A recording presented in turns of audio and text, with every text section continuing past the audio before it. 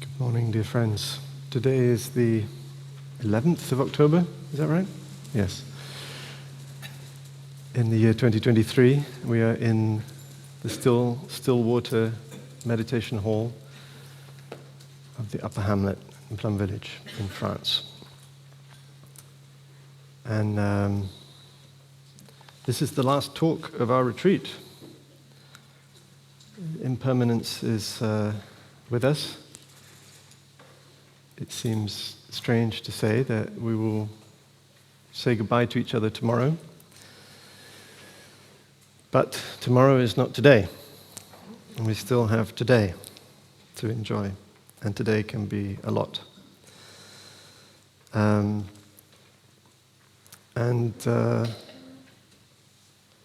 may, we've been hearing some questions emerging from the group that I will hope to address, at least in part, today. So one might be, how can I keep the energy of this retreat going in my life? How can I sustain this? But also, maybe kind of alongside that question is, what difference does it even make? Is it going to be enough? Is this really going to make any difference? We come here and we take care of ourselves. We're very privileged to do so. We know that many are not. And in the face of the giant systemic problems that we face, is this meaningful? Is this enough?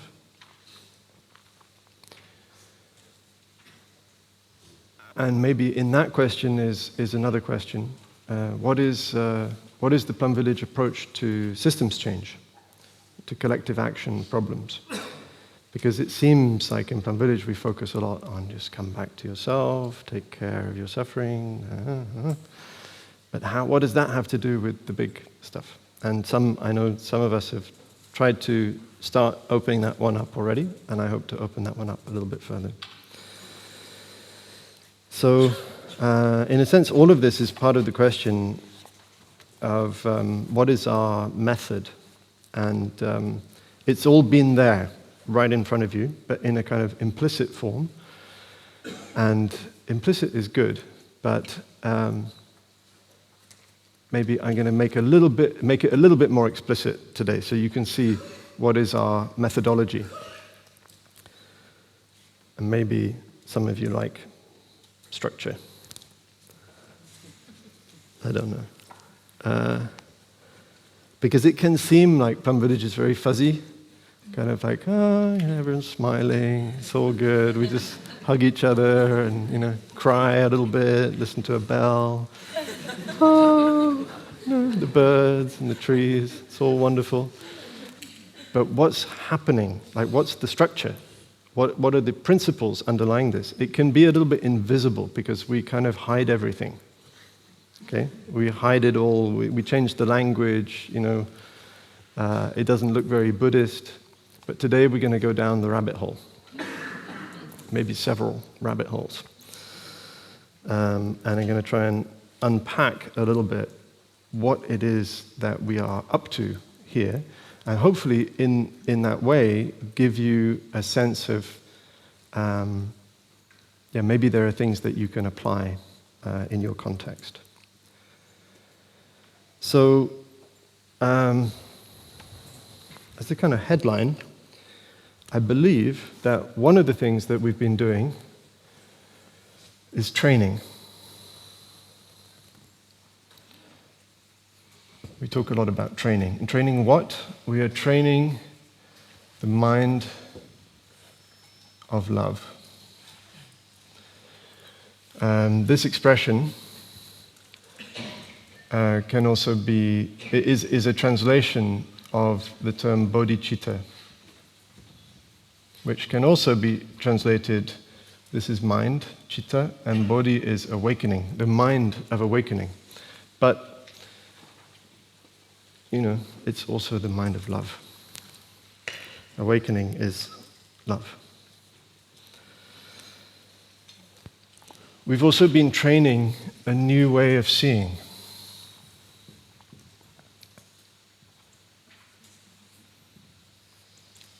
You remember Sister Langniam, Sister Hero, yesterday challenged us all to look and to ask ourselves, how much are we still relying on the old ways of seeing, thinking, conceiving, and how much is that polluting our own movement, transforming or giving us a context of success or failure, kind of undermining what we're trying to do because we're still ruled by the old ways of seeing and knowing.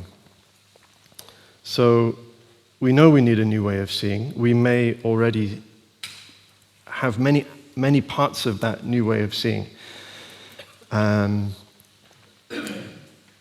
And we're going to unfold that further. We could also ask, what is being asked of us by these times, by this moment in our history? We know the situation is dire. You know that. Everything we learn about what's happening right now makes it seem worse than we thought possible. All the curves are going faster than we thought possible. The jump in the temperature this year, this last month, in September, we were 1.7 or 1.8 degrees above the average temperature for that month. I mean, we don't know October yet, but right now in France, peak temperatures are 15 degrees higher than their average for this month. 15 degrees. So once that all gets averaged in, we don't know what it'll look like, but definitely some new records being broken, and not in a good way. So the situation is dire. And not only the climate, right? We know the situation. When I say the situation, it also includes the injustice, the inequity, the lack of representation,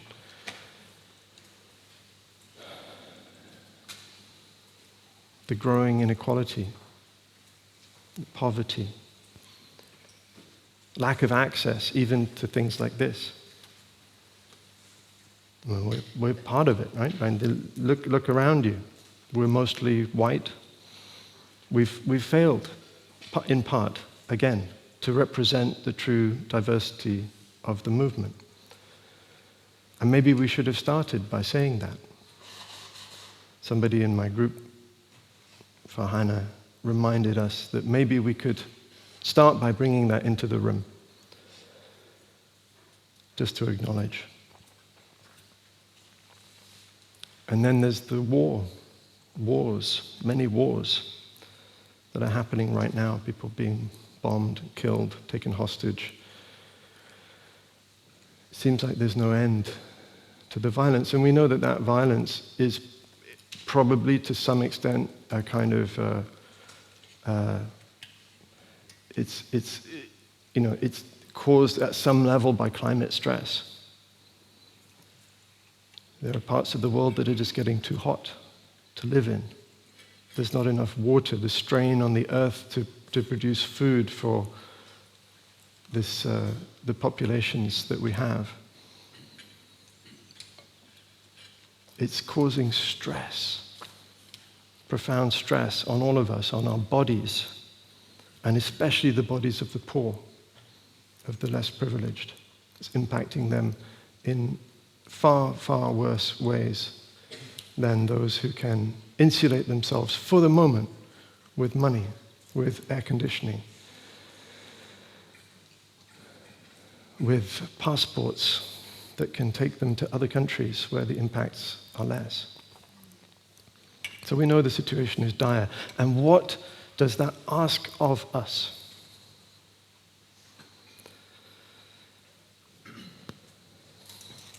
I believe that what is being asked of us is to wake up. And we know that an individual awakening is not enough.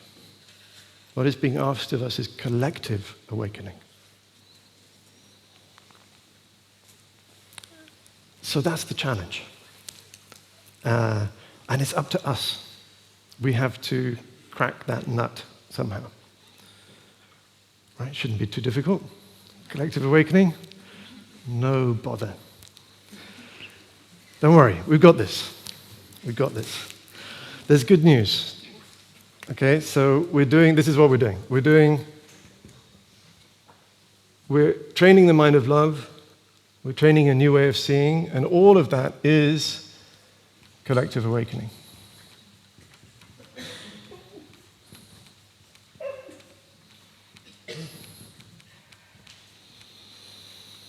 In the war in Vietnam, which we know as the Vietnam War, but in Vietnam is known as the American War, my teacher, I recently sort of started becoming aware from his poetry that he prayed for the Buddha to manifest, for an awakened being to manifest in Vietnam, because he felt that that was the only thing that could truly make a difference, that could truly transform the situation of constant violence, injustice, revenge, slaughter. And I kind of realized at some point, I mean, this is just my theory, that he was praying for his own awakening. That please allow me to awaken, because that's what's needed, that's what the times are calling for, awakening. The big awakening. And he did, right? He woke up. Amazing. A miracle. And it brought healing to millions. It's still bringing healing to millions now, to us. That awakening is this. It's the ground of this. It's the ground of Plum Village.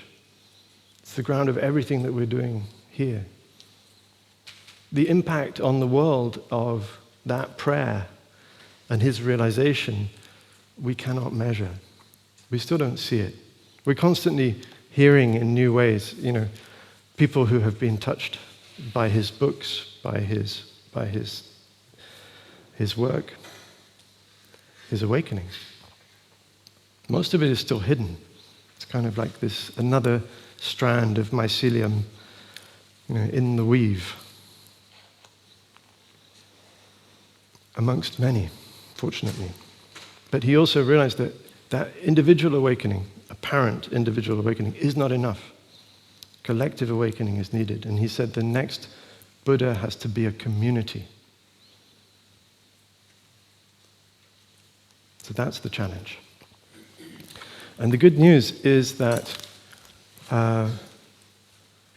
this thing that we call the collective is not so far away. What is the collective made of? Oops. The collective is made only of individuals. It's made of us. And what are we as individuals? We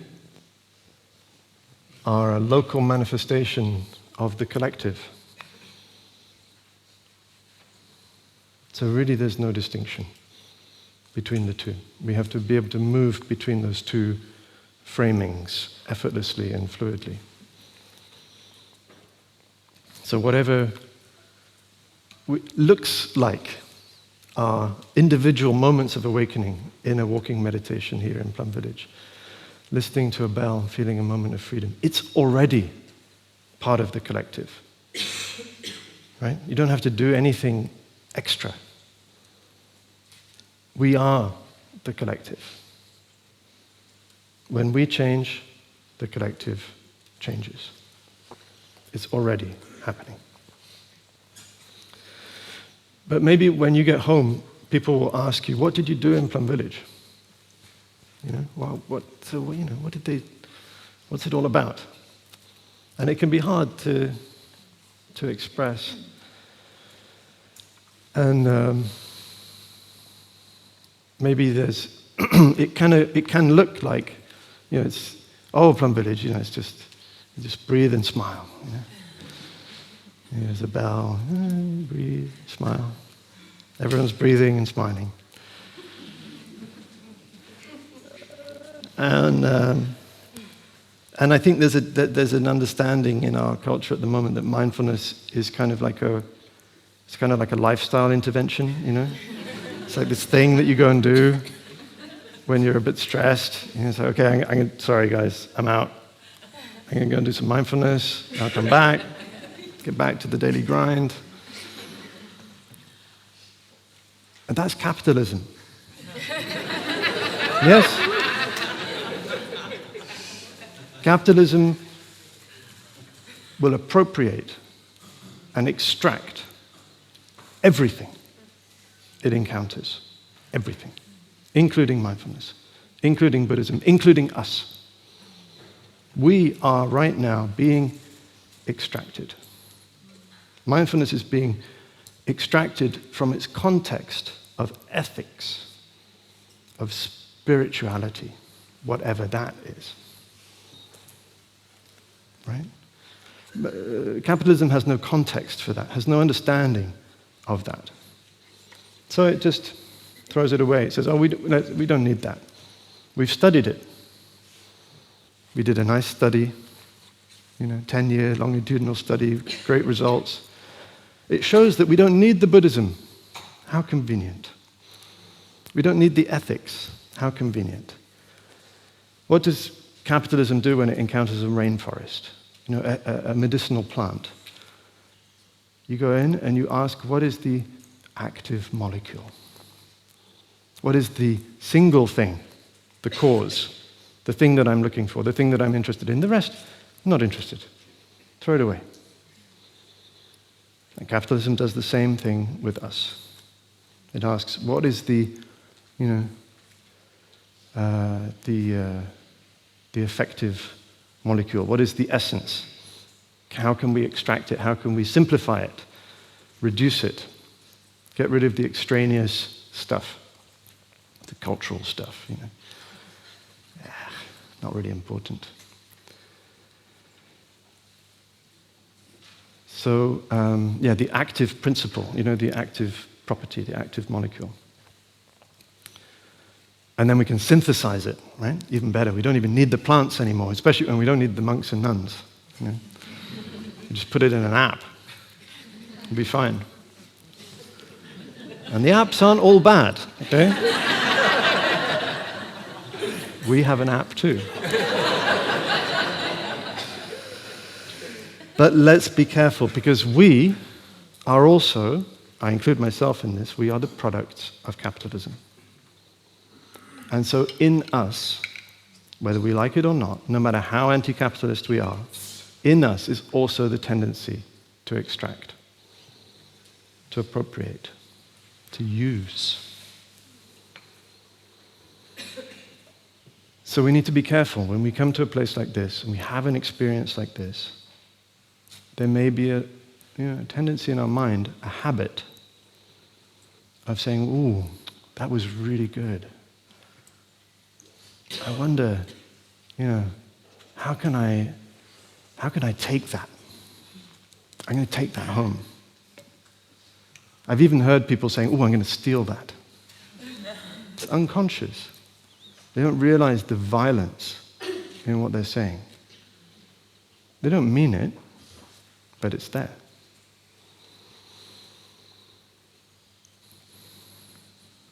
You might already be thinking, oh, I wonder if this could scale. Yeah? I'm going to take this back to my team. Yeah, beware. Beware. So we want to resist extractivism. This is a resistance movement. Okay, and you're all welcome. You can join the rebellion. And it starts in our hearts. We resist the tendency to denature our own experience.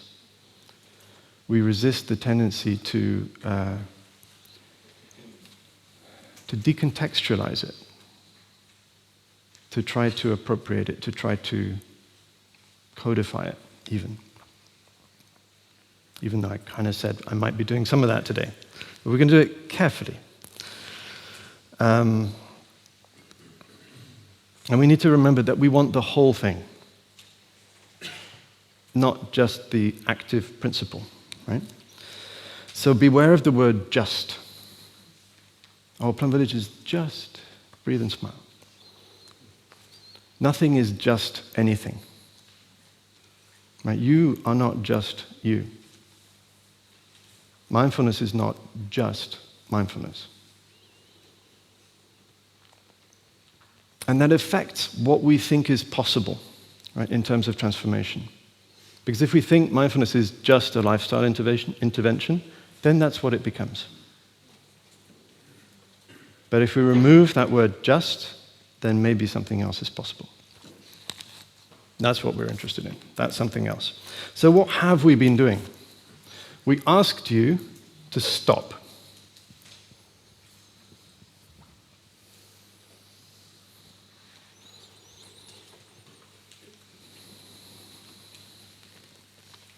Stop what? To stop talking, yeah? A little bit, sometimes.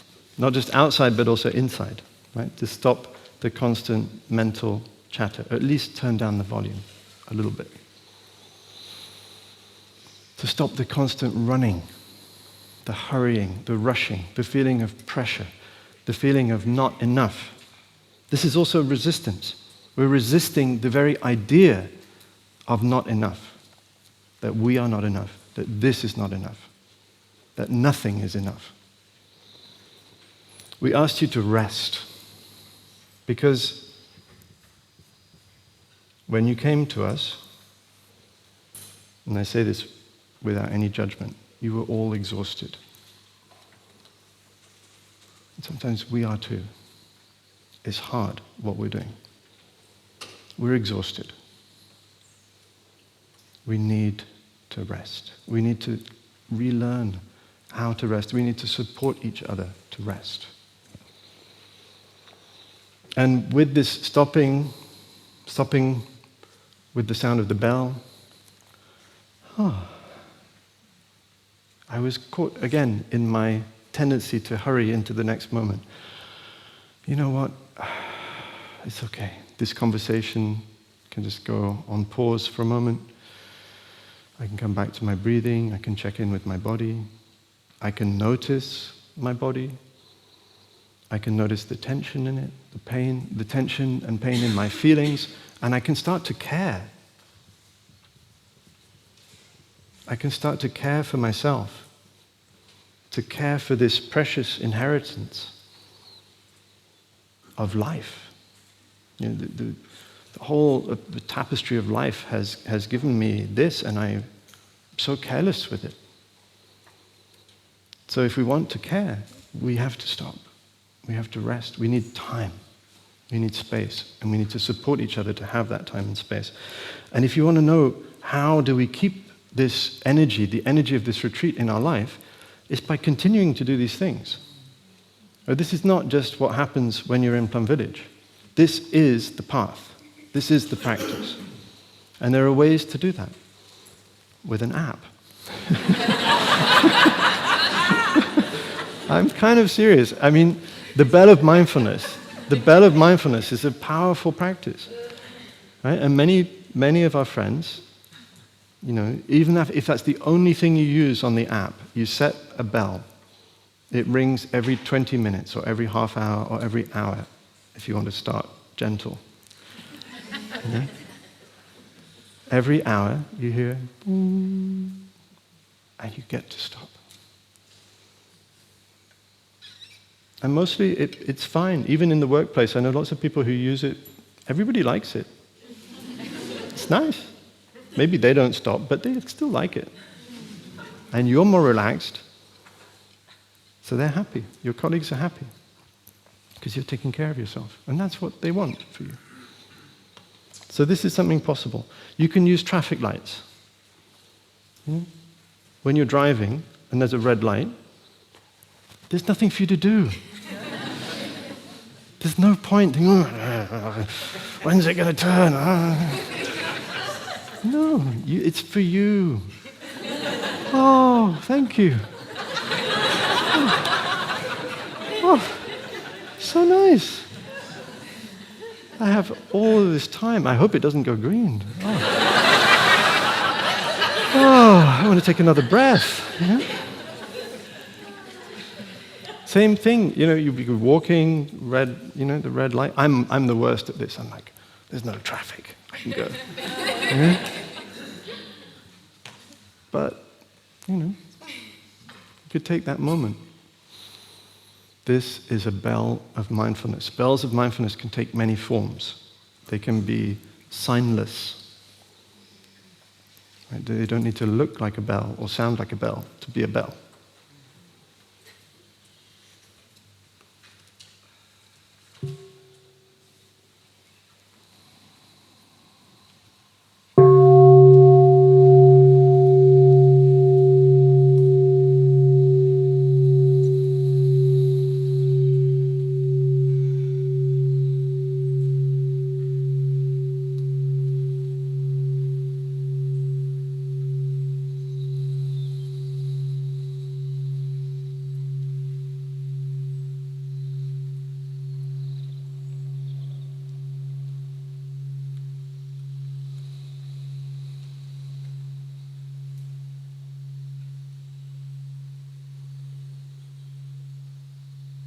And let's remember that in the sound of the bell, in the stopping, in the resting, what we find is not necessarily only pleasant. It's not necessarily just well-being. Like right now, listening to the sound of the bell, what I find in me, in my body and in my feelings, is a kind of sense of urgency. Because there's so much I want to share with you today. And I might have a tendency to hurry. So I get to say hello to that. Say, oh, my dear habit of rushing. My dear friend, I know you. We've been together so long. For countless generations. For countless generations, I've been unable to greet you. I've been unable to welcome you like the exhausted and weary traveler that you are. I haven't been a good host. So welcome. You're welcome. This energy of rushing, striving is welcome. The practice of saying hello seems like something for children. And when I first heard my teacher talk about it, say hello to your anger, say hello to your despair, I kind of thought it was a metaphor. I thought, okay, I think what he really means is, No. It means exactly what he says. Say hello. Say hello like you're saying hello to a dear friend. Someone who's been waiting for that acknowledgement for lifetimes. It can already completely transform the situation. So we're stopping. We're allowing ourselves to rest. This is also something that we can bring into our life. Right? It's also on the app. We have guided body scan meditations. You can have it in your pocket. You can choose 10 minutes, 20 minutes, 45 minutes. You know those wonderful holy naps that we've been taking every afternoon? You can do that. Maybe you only have 10 minutes, but 10 minutes is wonderful. We have short versions of it. Be lullabied by the sound of the brothers and sisters. Plum Village is with you. It's not only here. And this can become a habit. Right? We need to transform our habits.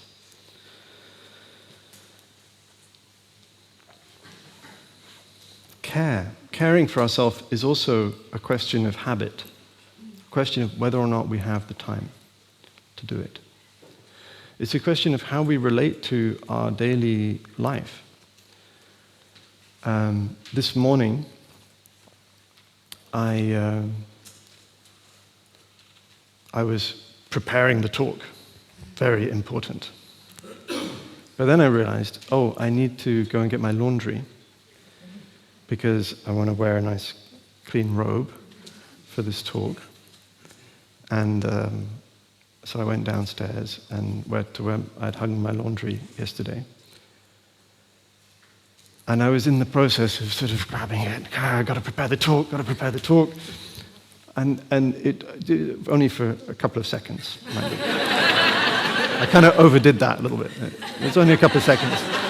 And then my hand slowed down, and I heard this voice in my mind saying, "This is the talk." Caring for this moment, taking my time, not rushing, is the talk. If I rush this, if I allow all these generations of stress and habit to take over, to take the steering wheel in this moment, then what kind of talk can I possibly offer? Useless, not real, fake. I don't want to be fake. So I slowed down. I stopped my thinking, just became aware of the movements of my hands. And a sense of gratitude arose. Like, I have clothes. Amazing. Not everybody does. It's a wonderful thing. Clean clothes. So this is habit. Right? We know we want a culture of reverence. Right? We know we want a culture of care. But it starts with us. It starts in the parts of our lives that we shunt to the side because we have so many important things to do. Right? I know I do. So we also have to allow ourselves to be cared for. So what we've been doing in this retreat is to allow nature to care for us, to hold us in her embrace. She's always there for us. Even in a city, even covered by asphalt, it only takes a moment for your mind to remember the presence of the living earth. She's talking to you in your contact with her. That feeling now of your body being rooted, the weight of you, that sense of contact, that is the presence of the planet. If it was less than a planet, you wouldn't feel that. Isn't it amazing? It's a partnership between you and an entire planet to give rise to that sensation. She's right there. She's not far away. And even though the rivers might be covered with concrete, the earth might be choked with plastic and asphalt, but she's still there. And the earth is full of seeds, just waiting. Some seeds can be very patient, can wait a long time. Just like the seeds of awakening in our own hearts. Probably shouldn't. I don't have time for this digression, but I'm going to tell you anyway. I read a story that really touched me about an archaeological dig in Japan. where they found in a kind of, I guess it's like a midden, a place where they would put their refuse. They found rice grains, and they found a single magnolia seed. And this settlement was about 4,000 years old. So the assumption was, this magnolia seed must be dead, right? It's 4,000 years old. Right? According to our normal understanding of what life even is, it's some kind of metabolic process, it's some kind of,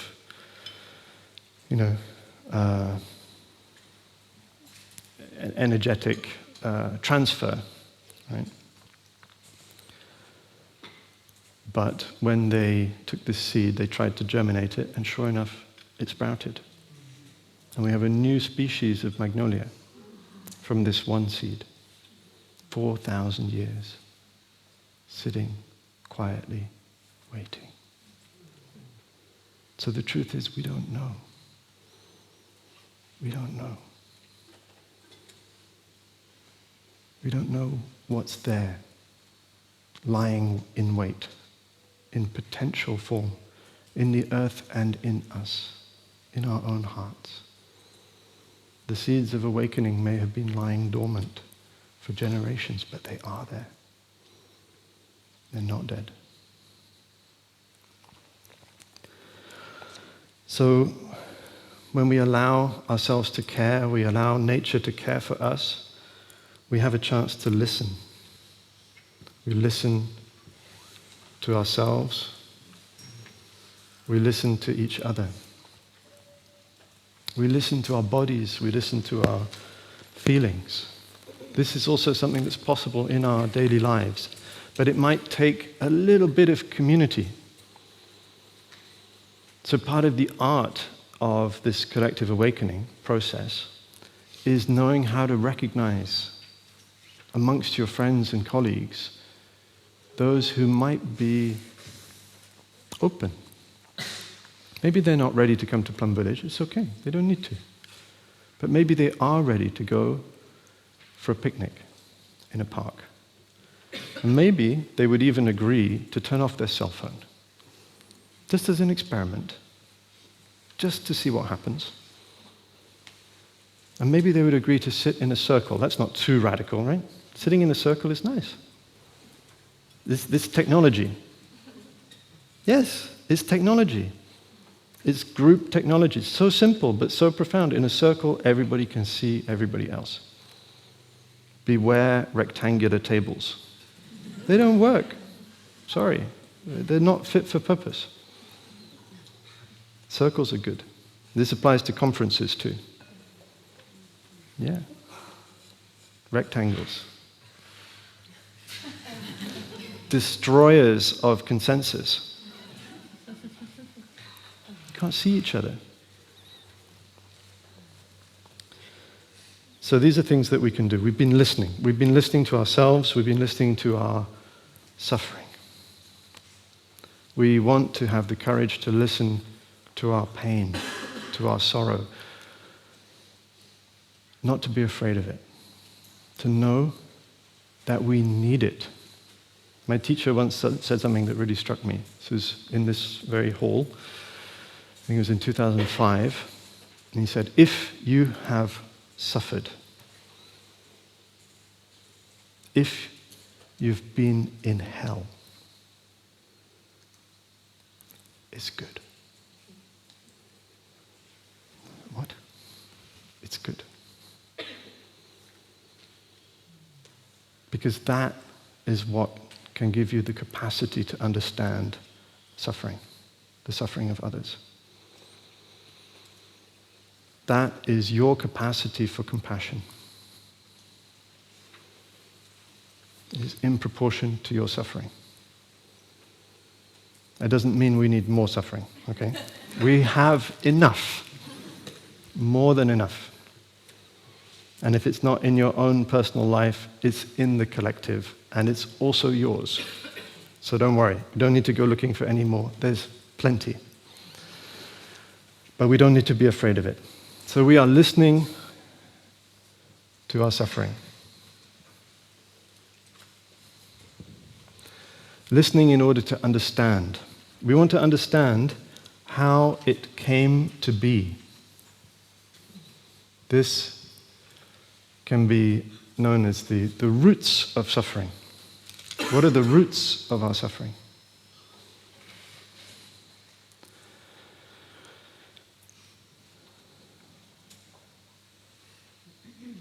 When we understand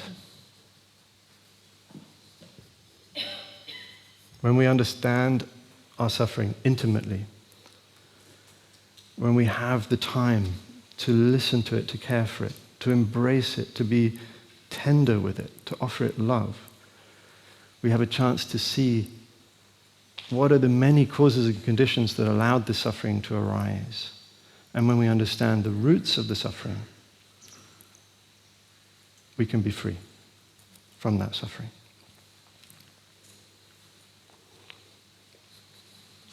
We can touch happiness. And we know that there's a deep interconnection between our suffering and our happiness. Because our happiness isn't really real if it doesn't stand on the ground of our suffering. It's fake. It's just sort of superficial entertainment, frivolity, which frivolity is good too, but when our happiness is born from understanding our suffering, it's real, it's deep, it has a tear in the corner of its eye, and it has compassion in it, then it's real.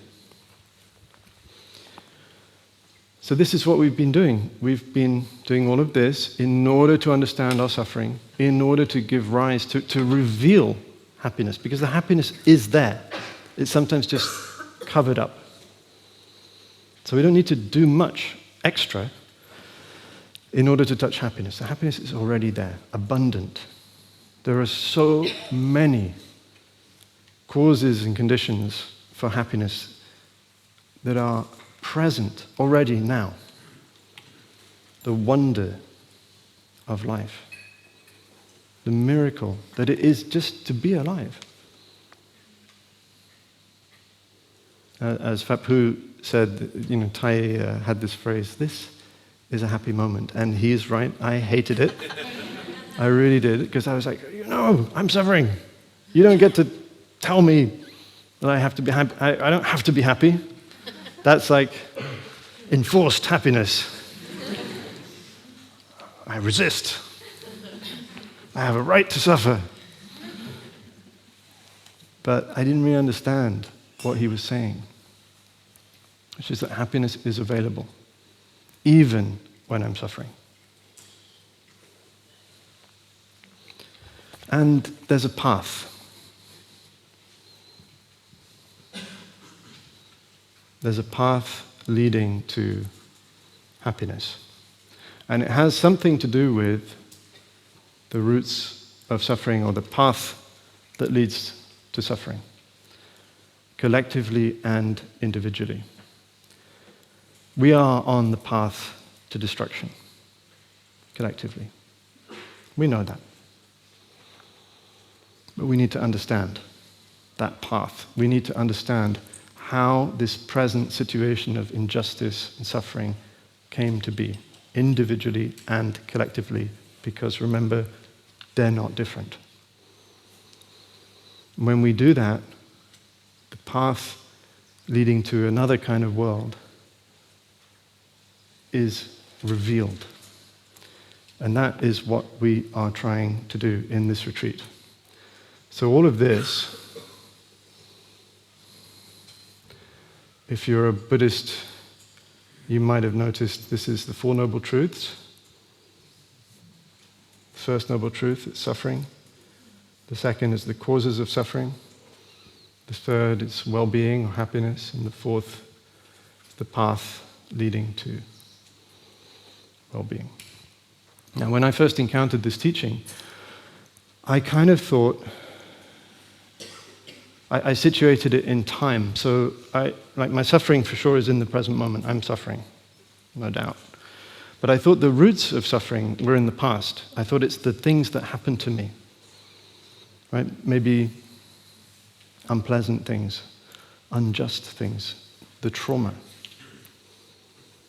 And that's kind of part of our lexicon right now, right? Trauma.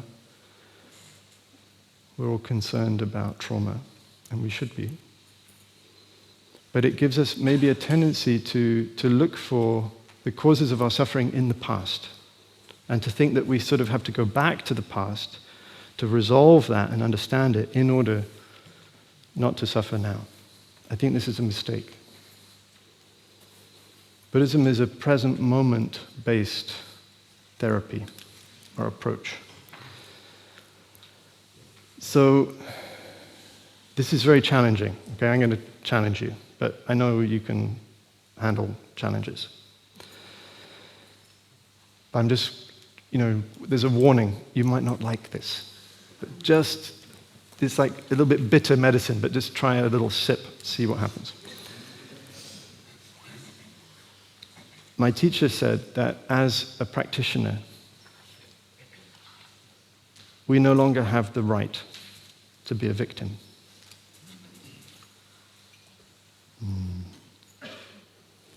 I didn't like it when he said that. But it's not fair. This thing happened, and you don't have the right to be a victim. Because what we understand is that the roots of our suffering are in the present moment. It's not what happened to us. Because if it was, that would be bad news, right? Because there'd be nothing we could do about it. We have no agencies, nothing we can do about the past. We can't change it. But we can change our way of seeing it, our way of relating to it. That is in the present moment. That gives us our sovereignty back. It gives us our freedom. It gives us our agency. We are no longer a victim of circumstance, including systemic injustice. Now, I know that as a white presenting male, that might be almost, in some circles, inappropriate for me to say. I told you it would be challenging. As a Buddhist practitioner, we don't have the right to be a victim. It sounds awful. And that doesn't mean that we ignore the systemic injustices and that we don't do anything about them. No. We do everything to transform the systemic injustice. But we regain our own sovereignty, not to be a victim of our own circumstances. It's very challenging, but it is possible. Maybe I, as a white male, I have had many privileges, many advantages.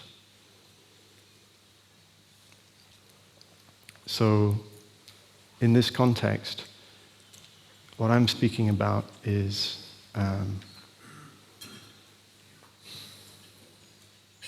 my own trauma. And I don't know, maybe trigger warning here. I was sexually abused as a child for several months, daily, kind of tortured, almost. And I can say that now because I'm not a victim of it. That's what I mean. It's possible.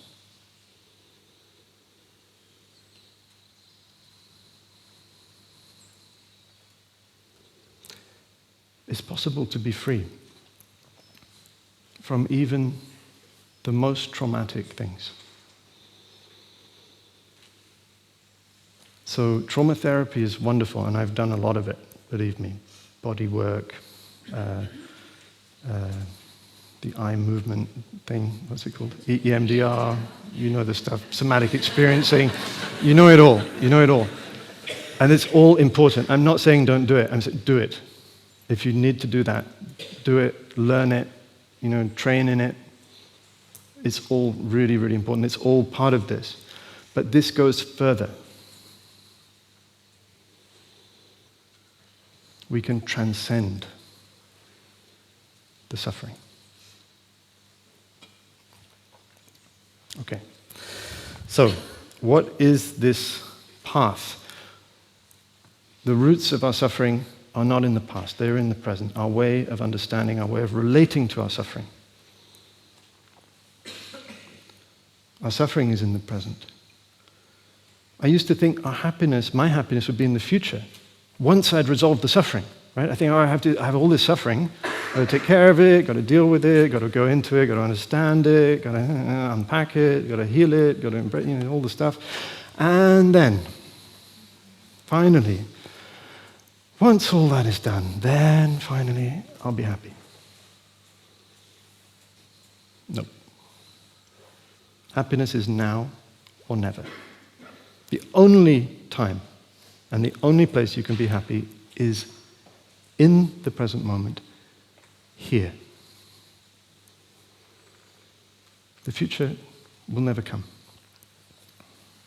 This is the moment that we have to live.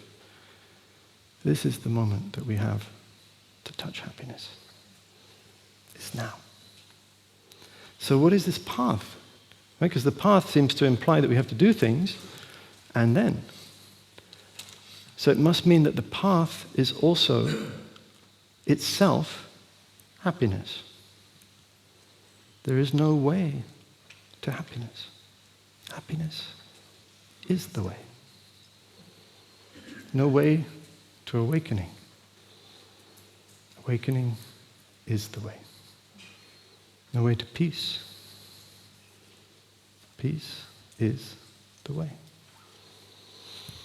So this is not the path to happiness, this is the path of happiness, which is good news. It means we don't need to wait. So don't wait. This is all in the present moment.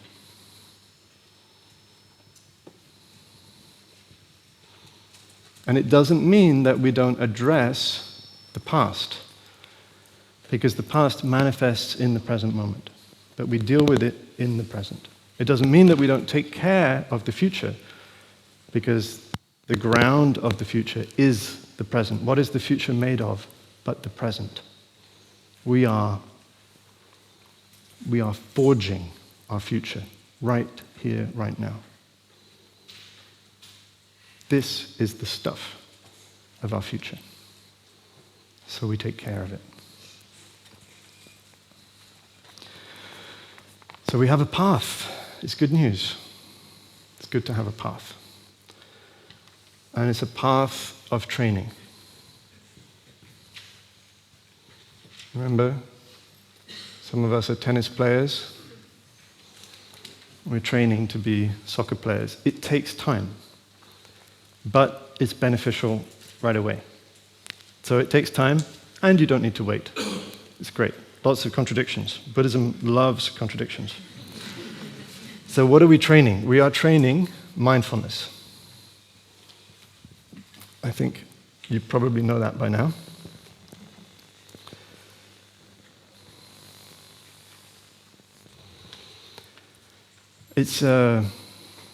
But we have to be careful at what we even think mindfulness is, because if it's just mindfulness, then it's a kind of like we can reduce it, if we're not careful, by the invisible tendency of our worldview. We can reduce mindfulness to a sort of mental faculty, to a sort of cognitive thing. It's not that. Mindfulness, in our tradition, we speak of as an energy, the energy of mindfulness. And we want to acknowledge that it's not really ours. Right? We can give rise to the energy of mindfulness, but it doesn't really belong to us, and it's not limited by us. When there is mindfulness, that means when we do something with all of our care and all of our love, it's not really different, right? It's love. It's also love. There's room for compassion. There's room for understanding. In the Christian tradition, when these things are present, the energy of love, of understanding, of compassion, we speak about the presence, the energy of the Holy Spirit. So my teacher dared to make this connection. He said, what if the energy of mindfulness is the energy of the Holy Spirit? These are just forms of words, but what they point to is an experience which is available to us. You may have tasted it already in this retreat, taking a step and feeling in touch with the wonder, the grace, the beauty, the majesty of life, of a tree, of the sky, of the sound of a robin singing. We can enter the kingdom of God, which is here and now, not after we die.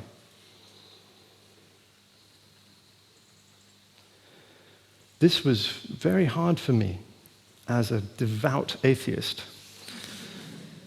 Really hard for me, but I have deep Christian roots. I have to acknowledge them. I have to make space for them. And really now, I invite you to look at your present moment, right now.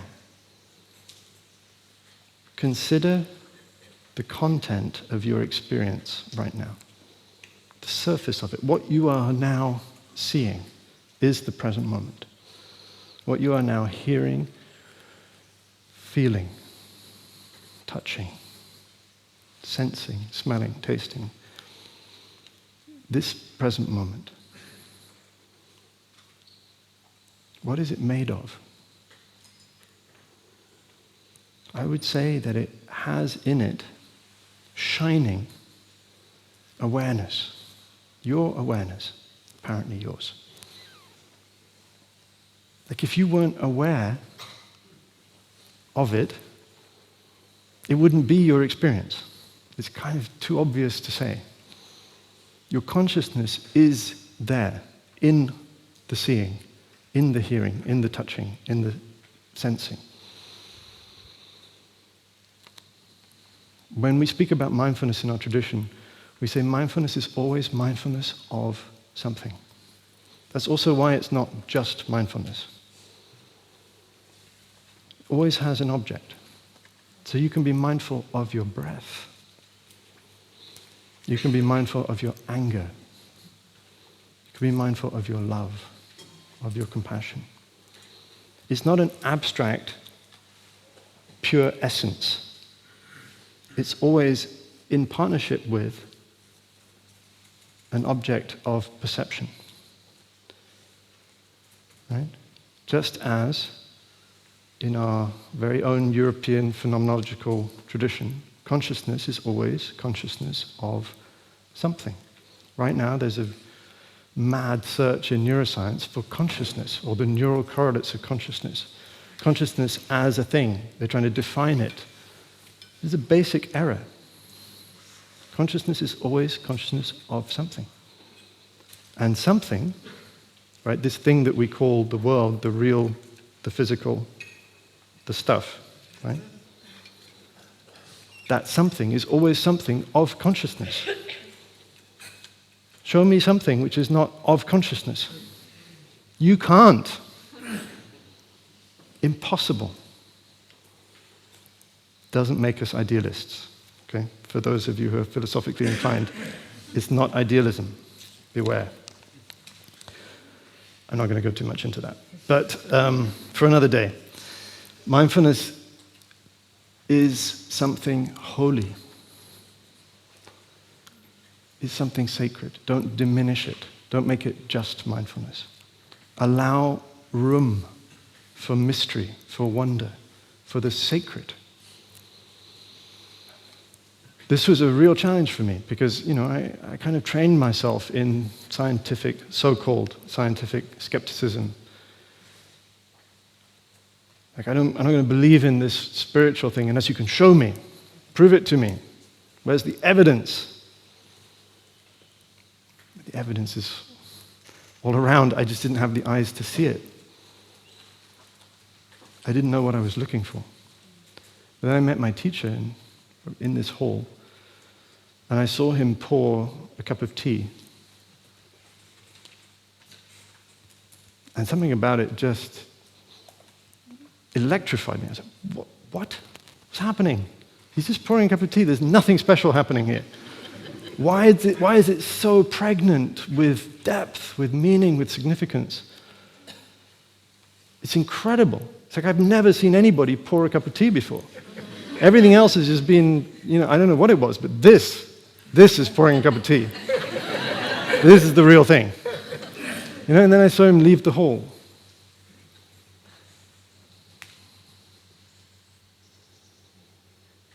And I thought, what? He's just walking. Why does it look like a mountain is kind of like progressing somehow in this cosmic fashion?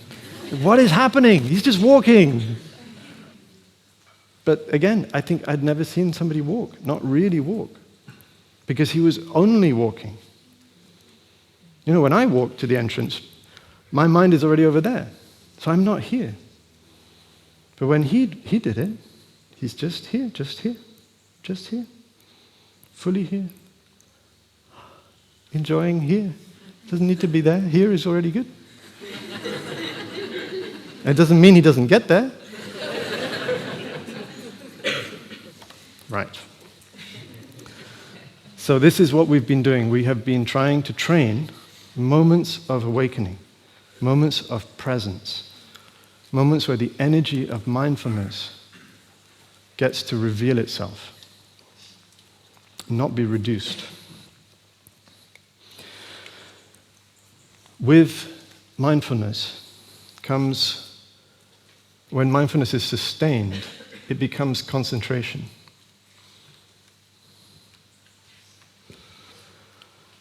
We're going to call this right mindfulness and right concentration. There's also wrong mindfulness, by the way. For example, if you're going to rob a bank, don't recommend it.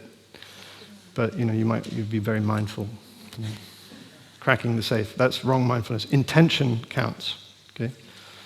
So right mindfulness means it has an ethical dimension already in it. You have to be attentive to the consequences of our actions.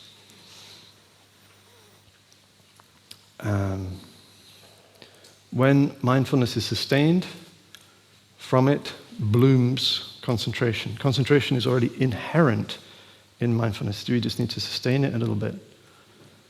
It becomes concentration. It becomes unshakable, continuous. And when we sustain that, it becomes insight. From concentration, insight arises. We all like insight. Insight is great. This is how. This is the how. Okay, 10 minutes of mindfulness on your app is good. But I would seek more, how can you seed moments of mindfulness throughout your day, right? Maybe when you turn on the kettle, you don't need to then immediately turn on a podcast, right? Or Netflix, or something else, or start reading the news, or start answering emails. Just wait for the water to boil. When you pour the water, just pour the water. When you drink your tea, just drink the tea. It can be life-changing, world-changing. It's systems change. We are resisting the systems that are consuming us, that are forcing us to consume ever more content, the agitation, the constant hurrying and striving. We resist. We say no, kindly and gently. And my question when I came to Plum Village was, what is spirituality? Is it even a thing? Is it even real? And I was kind of leaning heavily on the side of probably not. But at least I was going to give it a shot. There's this guy supposed to be enlightened. So if somebody knows, maybe he knows. So I'll go and see what he has to say. And what I expected was kind of, I don't know, levitation, I don't know, altered states of consciousness, talking to extra-dimensional beings. I don't know what the heck I was expecting, something wild and trippy. And I was really frustrated because he only talked about walking. Walking, I know about, everybody knows about walking, don't tell me about walking. Breathing, yeah, I am breathing. What do you want? Drinking your tea, what? Seriously, tea? Can you talk about coffee at least? And then he started talking about ancestors. Oh God, just think about my mother, my father. The last thing I want to think about, to be honest. Aged 19, my mother had just died the year before. I was in total despair and depression, but I didn't even know it. I was numb. I didn't want to hear about any of that. And he was so insistent. And there was nothing I could do to resist. I tried everything. I tried to fight every word. But I was powerless against somebody who wasn't fighting. He wasn't fighting. It's the first time. I'd been trained intellectually as an intellectual pugilist. I was like, take down the idea, challenge it. That's what I was trained at. And suddenly, I'm like, fight me, come on. And he's just, kind of. It's like the ocean. And I'm trying to stop the waves from coming in, but I can't. I still had the question, what is it? What's this spirituality thing? Is it real? Where should I look for it? Should I look for it in my dreams? Maybe I need to learn lucid dreaming, Should I look for it in deep meditation, some kind of CGI meditation? Maybe that's where it's going to be, right? Maybe psychedelics, quick route. Let's accelerate a little bit. We don't have time for this mucking around, all this meditation. I just want it now. Give me the peak experience. Give it to me right now. Let me see for myself. And no, it's all this walking, breathing, talking about ancestors. And yet somehow there was something I couldn't resist. I just, over the course of about 8 years, I just kept coming back. It changed my life. It made me into a slightly better human. I was slightly more functional. I was slightly less individualistic. I started slightly having the slight notion that maybe a life of service would be a good thing. Maybe I could actually think about other people, not myself. This is all very, very kind of risky territory. There's nothing in my education had prepared me for this. Right? My education prepared me to be a staunch individualist, right? To be the best, if I could possibly be the best, to compete. Every exam we ever took, we took it alone. We were trained to be individuals. And then we get thrown into the world and say, now collaborate. Doesn't make any sense. Now, be a community. I was just like, community? Yeah, right. Look at all these idiots. I don't know what I'm doing here. I'm not like any of these people. Beads and malas and drapey things. No. I'm here for that guy. What he says. I don't know about all these other people. Don't want anything to do with them. I'm not going to that work meditation thing. That's lame. I paid. Come on. Can we go and chop carrots? I paid money. I get the carrots. I paid for those carrots. Don't make me chop them, let alone clean the toilets. Forget about it. No way. But that guy, the guy who says stuff in the hall, okay, I'll listen to him. Oh, the rest of this stuff. Walking, meditation, sure. Yeah, go on. Go off you go. Walk slowly, have fun. Yeah.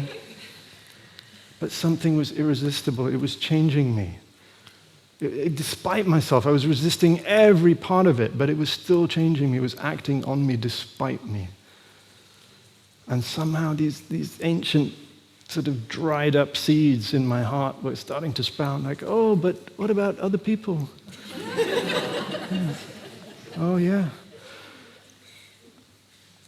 No, it wasn't all dried up and dead. I mean, I think I'd always been searching for a way to help, actually.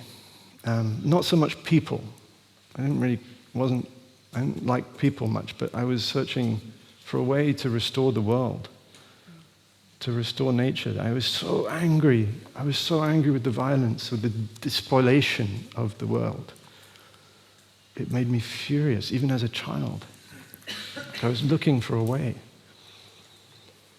And then this kind of like the path of service just started growing and growing and growing until I couldn't resist. And I was like, okay, fine, I'll be a monk.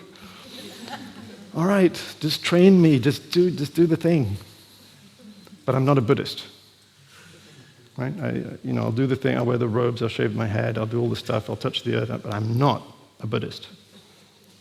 And I asked Tai if that was okay. I said, can I be a monk without being a Buddhist? And he just smiled.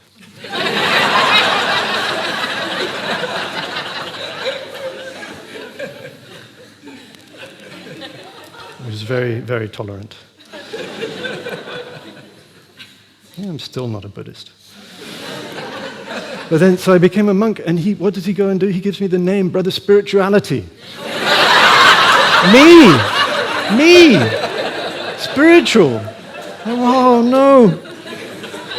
What do I do now? I don't even know what it is. But he was so kind. Within a few months, he gave this talk. But I remember to this day, he just laid it all out. Just made it so simple.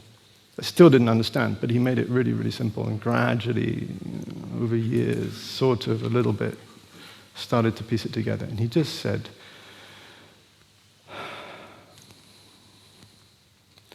anything can be spiritual. Or anything can be profane, can be worldly. The difference is whether or not we are there. Whether or not we are fully present in what we are doing. So pouring a cup of tea, the way you pour the water on the leaves, can be completely mundane, ordinary, nothing special. If you're distracted, if you're thinking about something else, if your mind is on the podcast, it's going to be pretty normal. But if you can give it all of your attention, all of your love, all of your care, that becomes spiritual. Sacred. So the spiritual dimension is available. It's right there. It is us. It's our life. The only question is whether we are there or not. Whether we are there with the energy of mindfulness to allow the true wonder of the present moment to reveal itself. That's up to us. And we can do it individually and we can do it collectively, which is what we're doing. We're supporting each other to allow that to happen again and again, for these moments of awakening to occur. To become a culture of awakening, a culture of care, a culture of love, because it's all the same thing.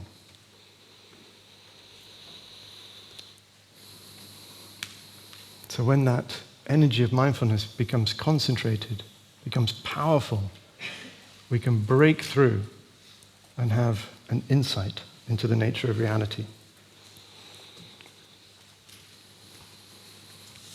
But for the moment, we're going to leave that blank. We leave space. I'm going to go this way, because mindfulness is also about taking care of our mind. And Sister Lang Yin, Sister Hira, gave this wonderful talk about taking care of the seeds in the store consciousness. And this can be summed up with this practice, which is right diligence.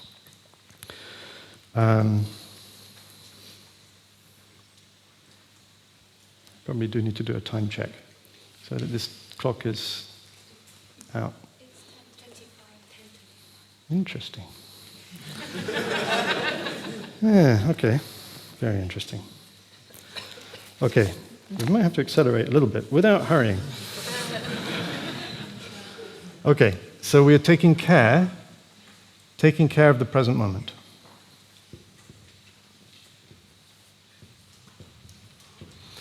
And that involves knowing how to handle a feeling of suffering, a feeling of pain. Because in the present moment, we can encounter feelings of pain, so we need to know what to do. It also means knowing how to generate, how to allow, give rise to, reveal a feeling of happiness or well-being or any kind of positive mental formation, any one of the positive seeds, allow them to manifest. So I'm just going to say a positive MF, mental formation, okay? This can be further broken down. Knowing how to handle a feeling of pain means that when a feeling of pain is present, we know how to calm it. We know how to make it go back to sleep. When it's absent, right now, hopefully, we're not angry. So we don't water the seeds of anger in our consciousness because we know that it's better to allow it to sleep. And we're not getting rid of it, we're just letting it sleep, letting it rest. So when it's absent, don't water it. Okay? Same thing with the positive feeling. When it's present, we want to keep it there. It's like a good friend has come to visit. We want to make them a cup of tea, offer them cookies, nice conversation, and they stay longer. When it's absent, we know how to call it up, invite it to be present. Sometimes mindfulness is not there. You just need to touch it as a potential, and it's there. Sometimes compassion is not there. Just remember, I have the capacity for compassion, and it is there. Sometimes joy seems very far away. We need strategies, active strategies, to know how to touch the seed, the potential for joy in our consciousness. Right? So this can be very concrete. For one of my sisters, it involves toast and marmalade. Yeah? That is a condition for joy. Right?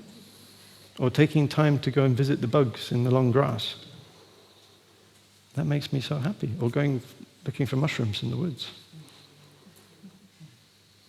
It can also just be to stop, to take a breath, to look at the blue sky, to remember that we are in a vast cosmos filled with stars in every direction.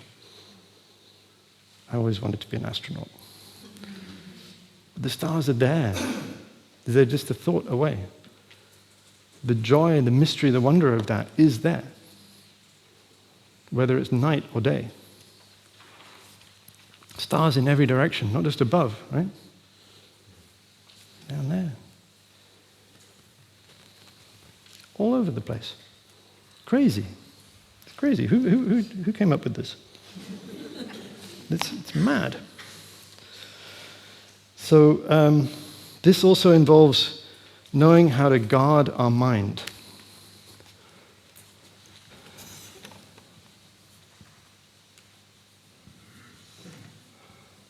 Because if we're not careful, by the things that we consume, and I don't mean just food, but I mean especially media, we can very easily water the seeds of despair, of anger, of blame, of hatred, or of craving, right? Of feeling like we're not enough. feeling like we need something else, a bigger house, a better partner, or whatever it is, more entertainment, more distraction, more anything. It's very easy to let those seeds in. Again, capitalism is very good at selling us all of that stuff. So guarding our mind just means there's like a agent of mindfulness kind of standing at our sense doors, our eyes and ears, and we're just paying attention to the quality of what we are receiving, including maybe a conversation. Maybe there's a conversation that we're in, and our mindfulness lets us know, oh, you know what? This is watering seeds of sorrow. I'm just going to politely excuse myself. And that doesn't mean bypassing or ignoring the pain. Sometimes we've got to stay there. Like if we know we have the capacity, and if we can know we can keep compassion alive in our heart, then stay. But if it's just drowning us, then we have a right to leave. Drowning is not helpful. It doesn't serve anyone. So we want to guard our mind. And these are the 4 practices of right diligence. Right? When a feeling of pain is present, we know how to calm it down. That's all of this. Right? Stopping, resting, listening, healing, soothing, relaxing. It might also mean, for example, if we're angry, it might mean dropping the story. Because as long as we're thinking about what happened, we are actually feeding the energy of mindfulness. The energy of anger. Right? We're nourishing it. We're going to make it stronger and stronger because it's wrong, and why, and they shouldn't have, and they did, and I can't believe it, and they're still, and it'll never change. It's just like we can rehearse that story. We've done it many times, and we just get angrier and angrier and angrier, and it kind of feels good. It kind of feels right at some level, because maybe on the issues we are right. It is wrong. But we have to be very careful because the energy itself might be harming us. It might be making us more rigid, more intolerant, more full of blame. We have to be careful also with our own suffering. Right? Not the feeling of the suffering, but the stories of the suffering. This is what I meant by being free of being a victim. Right? We can tell ourselves the story of what happened, and we do, over and over, and it just makes it stronger. The feeling that we have a right to be a victim, we have a right to suffer. It is unfair what happened. It is awful. It is unthinkable. But it doesn't help. It doesn't lead to healing, in my experience. What does lead to healing is recognizing the present moment manifestation of that feeling in my body and tending to that with all of my love and tenderness. But that takes a lot of discipline to say to the story, no, thank you, not now. It doesn't mean ignoring it. It means taking care of the pain first. Because the pain might not even be what we think it is. Right? The story might not even be what is causing us the suffering. It might just be 5% of it. Maybe there's something else that happened to our ancestors that's been transmitted to us that makes that suffering echo and resonate so much, makes it so painful. But we're not dealing with it if we just stay at the level of the what happened. So come back to the body. Dare to feel the sensations in the body. Give them space, give them time, allow them to reveal themselves. Okay. And we know we're not going to water seeds of suffering. We know when positive mental formations are present, we know how to keep them there. When they're absent, we know how to call on them. This is all part of our path of practice. The Buddha is very practical. He goes right ahead and talks about right livelihood. Because he knows that not everyone's going to be a monk. And even being a monk is a kind of livelihood. So this is our job. What do we do with our time? What do we do with our days and weeks and months? What is our purpose? And here we have a chance to look at another source of food, right? We were here looking at the sources of nutriment in terms of our sense impressions, so the conversations we have, the media we take in. But we also speak about the food of volition, our intention, our aspiration, what we want. Right? If English isn't your first language, volition is just from the root to want. What is it that we want? What is our deepest volition, our deepest aspiration? Our teacher invited us to look at this, and it's slightly terrifying. So go into the forest, sit at the foot of a tree, and ask yourself, what is your deepest aspiration? Challenging. I was scared because I was worried that maybe what I would find is not very noble. You know, what if my deepest aspiration is just, to be successful in whatever, to be, liked. That would be not very exciting as a deepest aspiration. But he told us to look, so I went and looked. And what I found was, there was this other thing. It's not that I don't want, all the normal things, like pleasure, comfort, and so on. But there's something else as well. What I want, ultimately, what I found underneath all of that is what I want is for all beings to be free from suffering and pain. And the weird thing is that is very strong. And I think it's very strong in all of you too, because you wouldn't be here if it wasn't.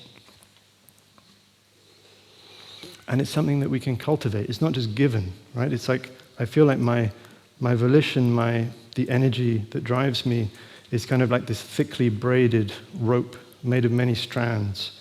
Some of them are beautiful, some of them are less beautiful.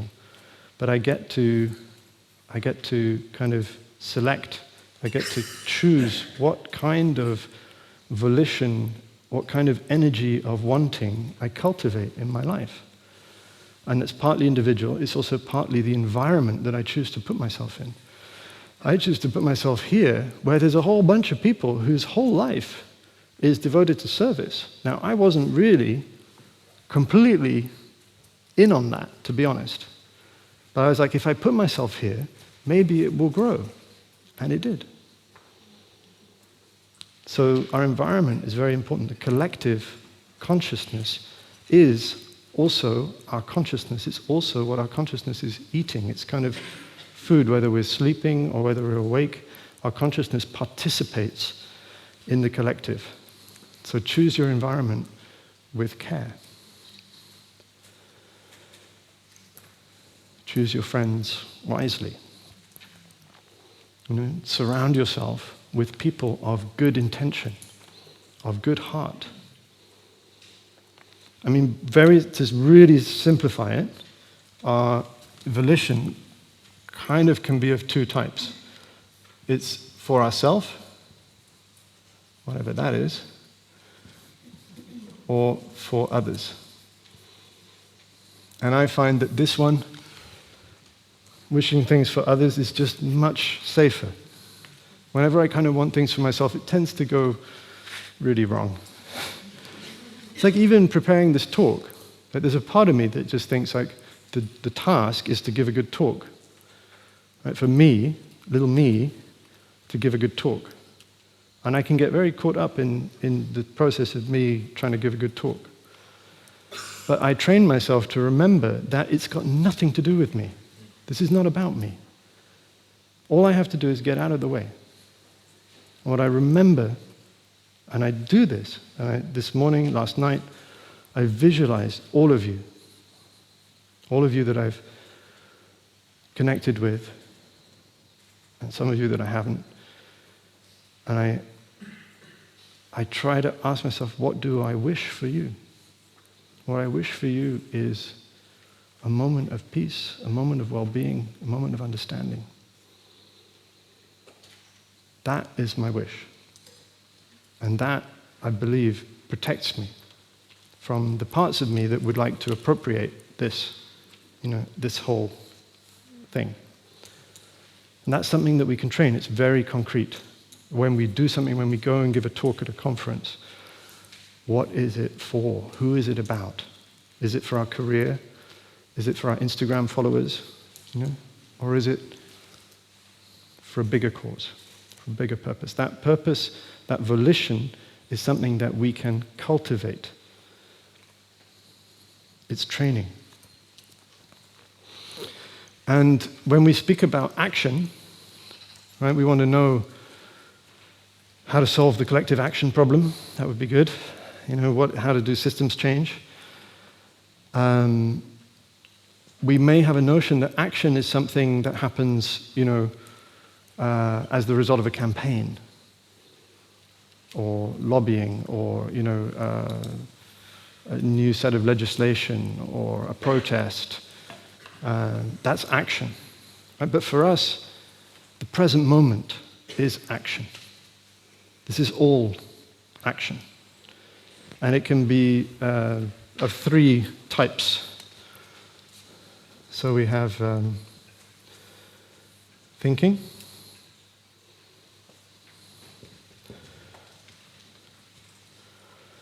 I'm putting an R on everything because it's right thinking. This is the path, right? The Eightfold Noble Path, the path of happiness. And it includes our way of thinking. That's not a very beautiful circle. I need to be more present for my circle. Right speech. And right action, which means bodily action. Okay, so these three, thinking, speech, and action, are karma. Now, karma here actually just means action. So it's the energy that we produce continually in the present moment. My teacher once gave us this image, which I like very much, which is that a human being is like a continuous series of fireworks exploding in every moment.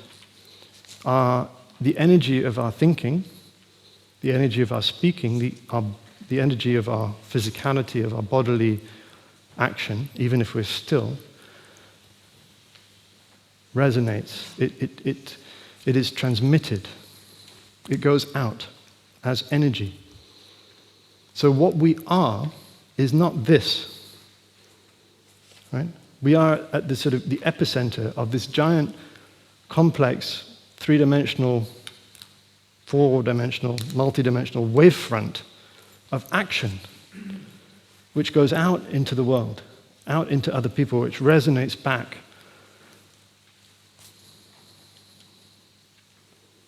So Jean-Paul Sartre, he said, "L'homme est la somme de ses actes."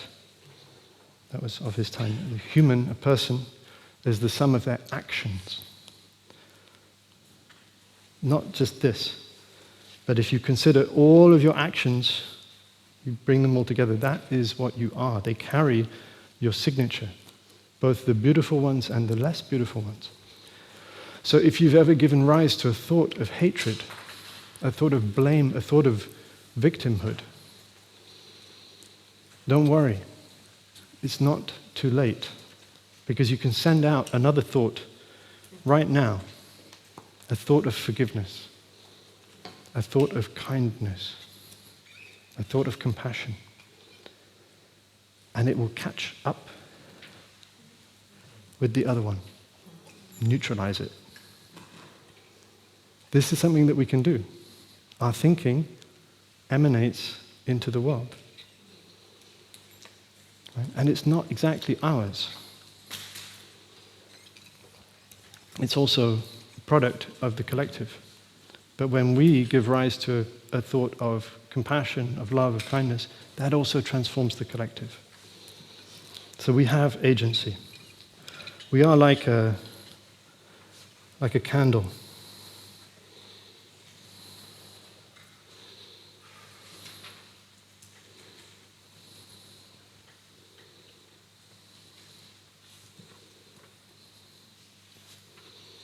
And we are radiating action into the cosmos. But the candle light also illuminates the candle. So we are self-illuminating, self-acting. The quality of our action matters. It matters very much. We may have within us, we find the capacity to care for others. And sometimes I know, I certainly speak for myself, find it much harder to care for ourselves. And that may be because of what happened to us. So it's very important to remember what we already know, which is that we are the earth. We aspire to love the earth, to protect the earth. But how can we love her if we don't love ourselves, if we don't care for this part of the earth with all of our love and tenderness? So the quality of our action is the kind of world that we want to see. If we want a world that is made of care, of love, of collaboration, then that needs to be right. That needs to be the fabric of our thinking, the new way of thinking. That needs to be the fabric of our speech, and that needs to be the fabric of our action. That means maybe taking a little more time, taking a little more care, slowing down, having time to notice when we are doing the dishes with violence, thinking, this is unimportant. I'm going to get it over with so I can go back to writing the speech, which is important. Right? There are important things and unimportant things. No. Every moment is action. Every moment affects the whole. We need to care for every moment. This is the path of spirituality.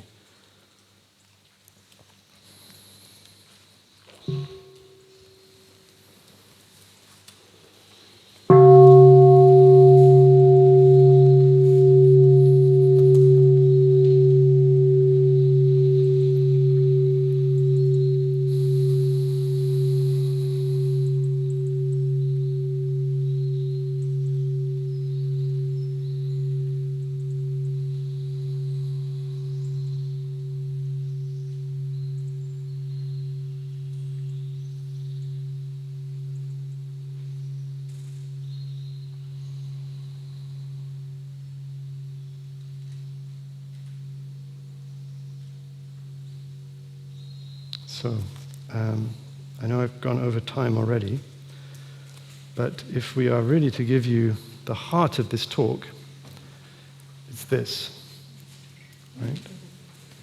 Insight that arises from all of this cultivation, the insight of right view, this new way of seeing. I need probably about 20 minutes of your time to do that. So I wonder if maybe we could have a little break. Yeah? Toilet break, stretch break, coffee break. But please, can we maintain the energy of noble silence?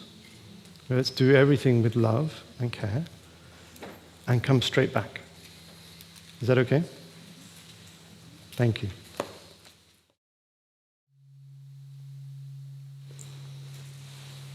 Dear friends, thank you. As I was sitting here breathing, I reflected that I feel like yeah, it's probably not appropriate for me to say that you don't have the right to be a victim, especially for people who are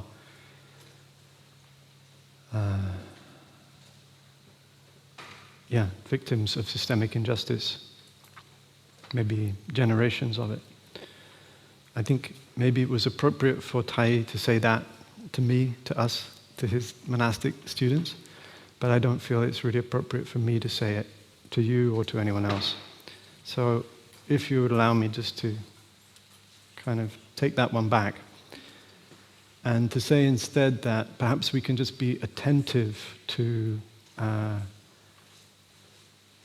the way that we tell our own stories about what is causing us to suffer, and just put a question mark over them, and just be careful, because if we're not careful, we may hurt ourselves more. And all I'm saying really is that the pain is bad enough as it is, and we don't need to make it worse. And sometimes the way that we tell the story is kind of hurting us. So that's really all I'm offering, is just a way to be attentive to how we narrate our own suffering to ourselves, and maybe there's some possibility for a new way of relating to our pain by freeing ourselves from the narrative and just coming back to the resultant felt sense experience in the present moment, and taking care of that as our primary concern. And the purpose of all of that is to leave us the freedom to act and to engage with the systemic causes of suffering and injustice, so that we can stop them and alleviate those things for the world.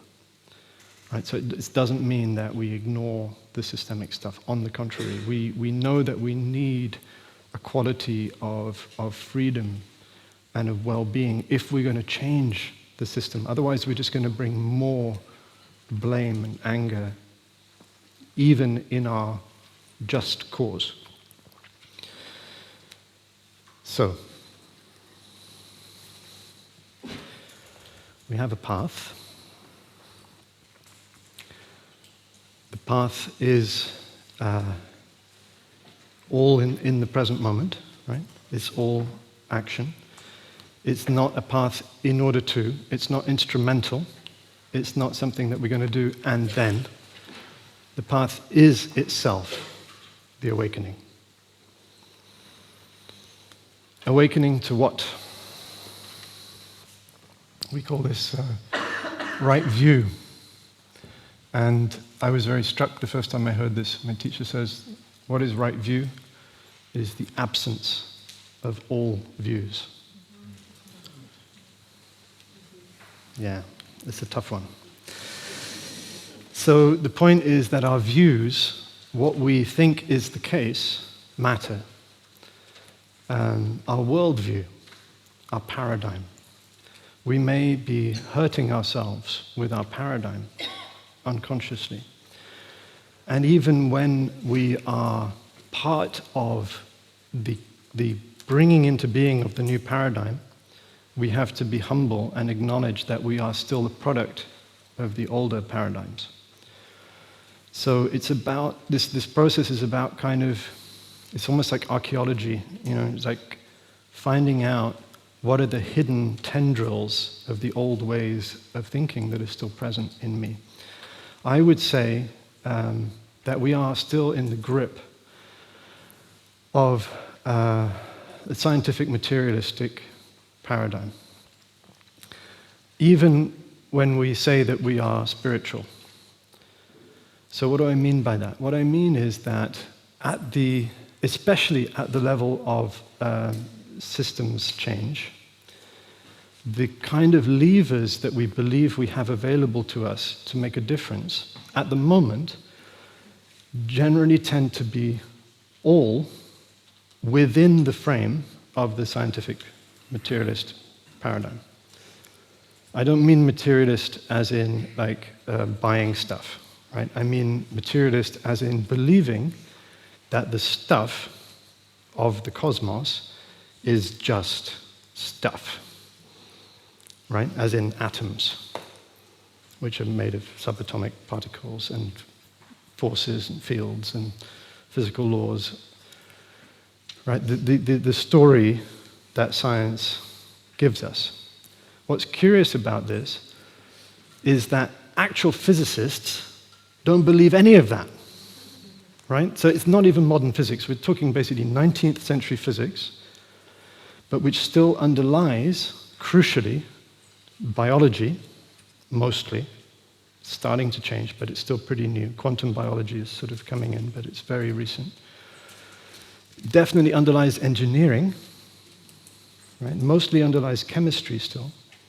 There's some little wiggle room there. Definitely underlies economics, right? When we think, and politics, governance. When we think of the conferences, the COPs, all of these great gatherings that we participate in, and we ask ourselves the big questions, and what are we to do, right? And the question is posed, implicitly or explicitly, in terms of the scientific materialist paradigm. Because that is what is considered to be real. Carbon dioxide is real, right? Pollution is real. Temperature is real, is measurable. We have graphs. I am not for a moment saying that we should disregard any of that. Don't get me wrong. I love science, and we're not going to get out of this without science. We absolutely need everything science has to tell us, except what it tells us about the nature of reality. The truth is that science has nothing to say about the nature of reality.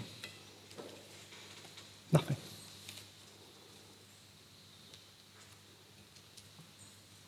Is that controversial? Maybe. It's not really. Like in the history and philosophy of science, this is well known, this is acknowledged. It's just that in our habitual use of science, we conflate the map with the territory. Right? Science is very good at making maps. I was talking with Tom about this the other day, and he made this point, that science makes wonderful maps. The maps are so good, and they're so good instrumentally, right? They give us such power to transform the world, to do stuff, big stuff, that we start to think that they are actually a description of reality. They are not. They're not. They are a kind of projection of the measurable aspects of our experience. I'm not even going to say reality. I'm not even going to say the cosmos, because all of these things are assumptions. What we have is experience. Prove me wrong. Is there anything else? We have experience. And from that experience emerges certain regularities that we can measure and analyze, and we find laws to describe them. They're beautiful. I love it all. It's fabulous. And it's not necessarily wrong, right? It's good stuff. Really, really good. But it doesn't say anything about the nature of actually what this is, or what our experience is, because it completely elides the question of consciousness. Right? That scientific materialist story says nothing about the thing which is right there in our face, which is our consciousness, which is that everything is awareness. Find me something which is not awareness. You can't. So, what on earth could this possibly have to do with the climate crisis? Right? Why would it matter? Maybe it's just not important. Maybe we just need to focus on the carbon dioxide and the temperature and the graphs and, and we do. We absolutely do. The problem for me is that if we believe that that is an accurate description of what is really going on, we may miss some of the most important aspects of our experience, which are love, meaning, depth, spirituality, everything that we've been trying to allow for, trying to allow back into our life in the context of these few days. So I believe that the polycrisis is a spiritual crisis as well. This culture of extraction and of profound lack of care is because we have forgotten the presence, the vibrant living presence of spirituality in our lives. We've become focused so much on these measurable properties that we start to tell ourselves this story of a dead cosmos that made of bits of stuff. There's even a version of that, which is the information theory version of it, right? Which is that there isn't even stuff, right? There's just code. Yeah, code on the hypersurface of some weird sort of surface at the edge of the cosmos, which is, which we are just a holographic projection. It's great. Sounds so cool. But it's so dead. It's so dead. It's just these bits of information, maybe some sort of self-organizing code strings. I don't know. It sounds to me like we've just taken our best technology so far and applied it as a metaphor to reality, right? And I think we've done that so many times that we should know by now that that's our tendency. It doesn't make it right this time. It was wrong every other time, so why wouldn't it be wrong now? You know? There are many other ways of knowing. There are many other ways of seeing. Capitalism and colonialism have, in a sense, tried very hard to extinguish them, but luckily completely failed.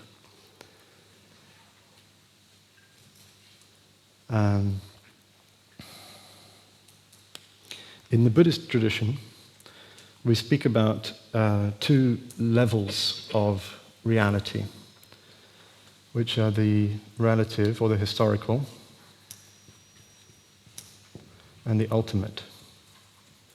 And this is a very helpful framing because it can help us to understand why there are so many contradictions in Buddhism. In Buddhism, when you first come to the monastery, they might say to you, like, you have to practice. It's urgent. You have one precious life. You practice like your hair is on fire. Sitting meditation, walking meditation, eating meditation, everything meditation. It's urgent. And then you come back for another visit and they're like, oh, no. It's all good.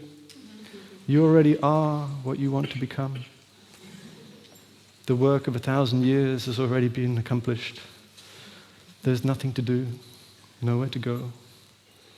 Enjoy the practice of non-practice. Now, how does that possibly make sense? How do these two things go together? Seems like there's something urgent, there's something that we have to do, and we have to get up in the morning and go to sitting meditation, we have to do all the things, right? And then there's this kind of non-doing thing. Don't do anything, just relax. So how did these two things go together? The difficulty for us, at least for me, is that I notice that my mind has a tendency to want one of these things to be true. There's a part of my mind that doesn't really like the paradox or the contradiction, the apparent contradiction. I want to resolve it. I want to say, well, one of these is right and one of these is wrong. So I'm going to get rid of the wrong one and then I'll just have the right one. And sometimes I sort of think, well, the relative, the historical, the sort of, that means like causality, A happens and then B happens, and Yesterday is before today. You are not me. I am not you. You know, we are separate from each other. We are different and distinct. And I sort of think that's a bit less cool than this one, in which, you know, the one is in the all is in the one. You know, I am because you are. We inter-are. We are an expression of the all, of the earth, of all life, of the whole cosmos, of exploding stars and colliding galaxies. That is what we are. That's much cooler, right? I mean, I'm much more, it's like, yeah, let's go for that one. Forget about this one. This must be wrong. This is right, this is wrong. That's how I first treated it. Of course, you know, current Western scientific materialism tells us that this is the right one. In fact, it's the only one, right? Although modern physics is kind of leaning a bit more this way. Nobel Prize last year for physics was given to 3 scientists who proved this thing in the 80s, that basically local realism doesn't exist. That means that the things that we call properties of objects, like the color of this marker, right, or its, you know, all the other properties, they're not real. I mean, not real independent of consciousness. Crazy. We just proved that. And we go stumbling on with this 19th century physics driving our entire economy and our entire way of life. It's bad science. It's not even good science. It's bad science. So it's time to update it. But we have to be very careful not to resist the tendency to fall into either extreme. Okay, this is the art of the middle way in Buddhism. And to know that these truths are both true. And they rely on each other. They are braided together. They lean on each other. When we want to find the truth of no birth and no death, where do we look? Right in birth and death. When we want to find the truth of the ultimate, you look into the one, into the flower,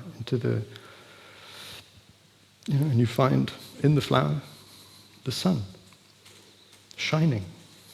You find the clouds, the rain. You find your own consciousness, time, space.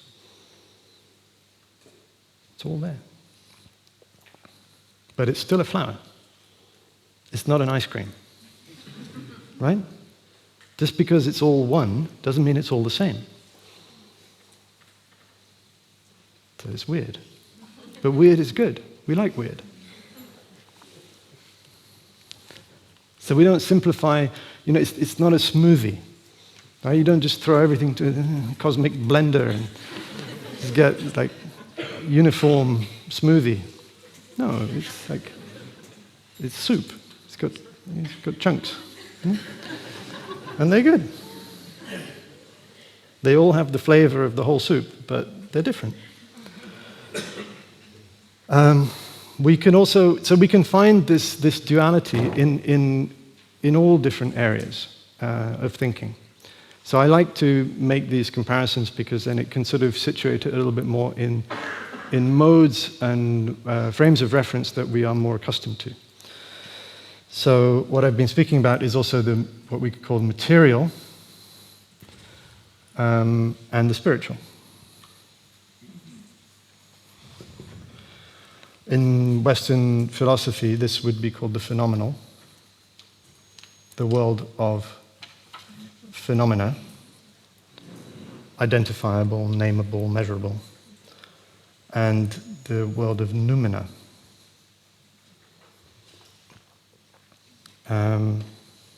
We could call this the temporal, in which there is time, past, present, future.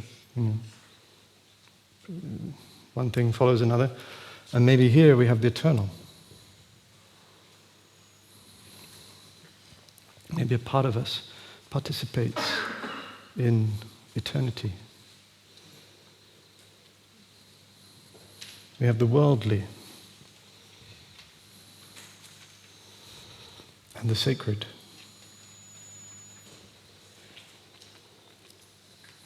Maybe the individual and the collective. And here, especially, I think important, we have utilitarianism.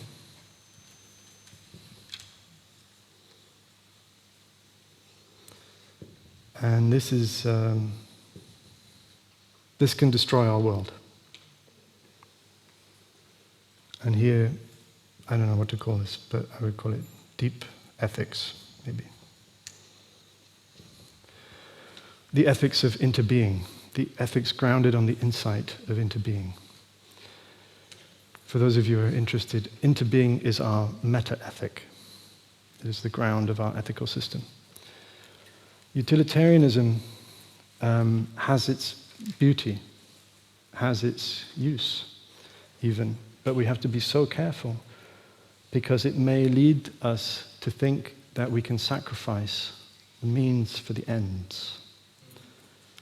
And what we have to realize is that the means are the ends. Right? Our action is both cause and fruit. So we reap the consequences of every action. And so we cannot allow ourselves to sacrifice the means for ends, ever. And we have to be very careful because we may also have the tendency, for example, to sacrifice ourselves in order to achieve an end. We may expect our colleagues to sacrifice themselves. We have a culture where the ends so outweigh the means that we think it's normal to sacrifice, actually. And we're a little bit disappointed if others don't sacrifice. This will become more and more relevant as the years go by, as we encounter questions of what kind of direct action we should engage in. At the moment, mostly non-violent direct action. At some point, the disappointment, the rage, we'll get to a point where we'll start considering damage to property, and then maybe murder. Maybe those oil CEOs won't change. Take them out. Maybe it's worth it. This is all explored very beautifully in the Ministry for the Future. Right? You've probably mostly read it. It's Kim Stanley Robinson. So he's not advocating any of that, and neither am I. But we got to know that it's coming. Right? People are already considering it, I think. So what is the moral calculus? I think we have to be very conscious of when we are thinking that we have the right to sacrifice or to compromise our own values in order to achieve a certain end. It might not produce the desired result.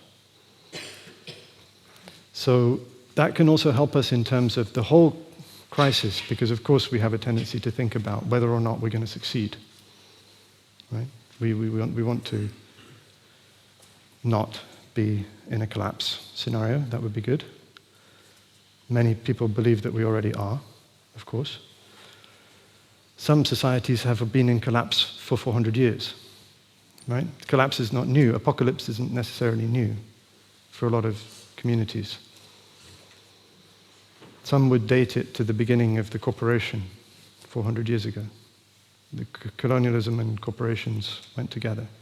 These entities that eat people, that eat the earth, that have a legal right to do so, even a prerogative, a necessity to make a pile of money into a bigger pile of money.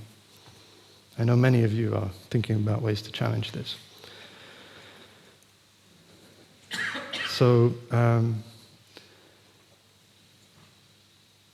if we think in terms of ends, it may be very hard for us. But when we see that the ends are also now, the way we take this step, the way we take this breath, that carries our signature. The winning, the success, is our love. Is doing this now, this moment now, whatever it is, whether it's, and it is our thinking, our feeling, our being, our speaking. If that is done with all of our integrity, all of our love, all of our spirit, that is already enough. That is the end we seek. We arrive at our destination now. When we say, I have arrived, I am home, that is what it means.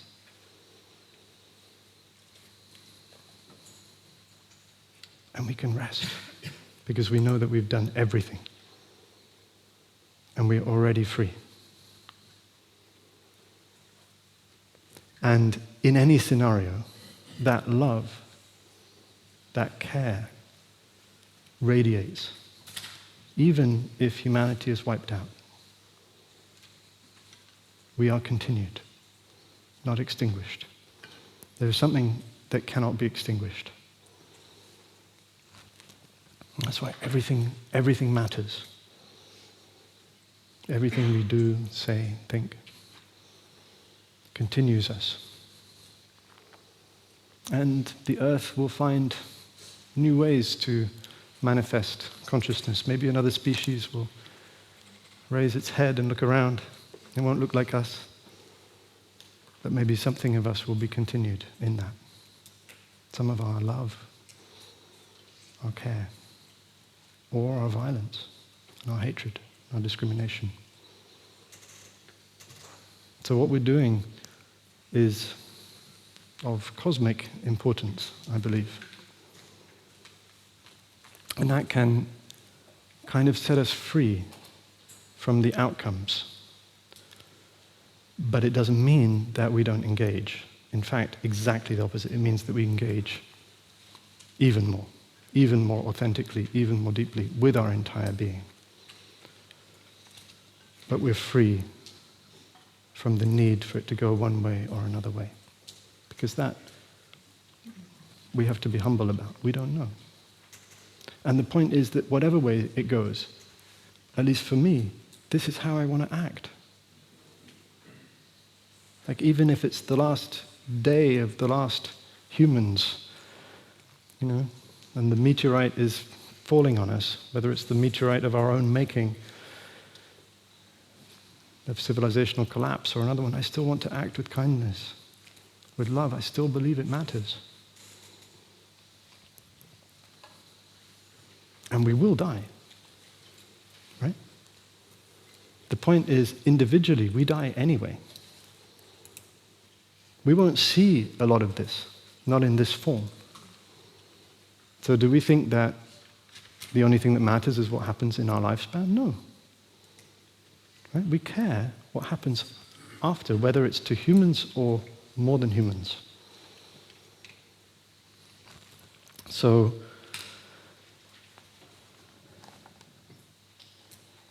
when we speak about right view, we have some very helpful pointers. Sister True Dedication the other day mentioned the Diamond Sutra.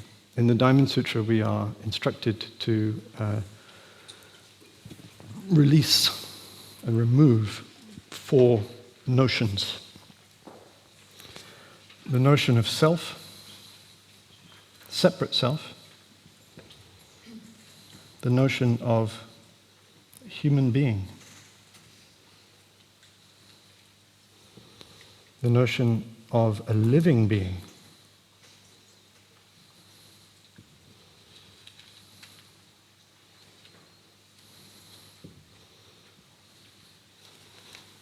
and the notion of a lifespan. And we've already been doing this a little bit. We are committed to a path of non-violence. And discrimination in any form is a kind of violence. When we discriminate between self and other, we do violence. We participate in a kind of violence against ourselves and against the world. There's something that really struck me. It's one of those things you see on Twitter and write down. This is Twitter while it was still Twitter. Dr. Elizabeth Sawin, I hope I'm pronouncing her name. Maybe some of you know her. I don't know. Yeah? Sawin? Sawin. She said this: for capitalism to keep operating, it has to convince you that you are a thing that ends at the boundaries of your body, rather than a flow connected to uncountable others. After all, you can't really profit from extracting from yourself.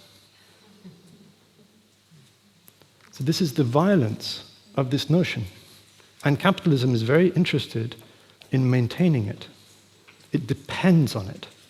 It depends on the idea that, for example, you could survive the apocalypse in a bunker if you were only rich enough.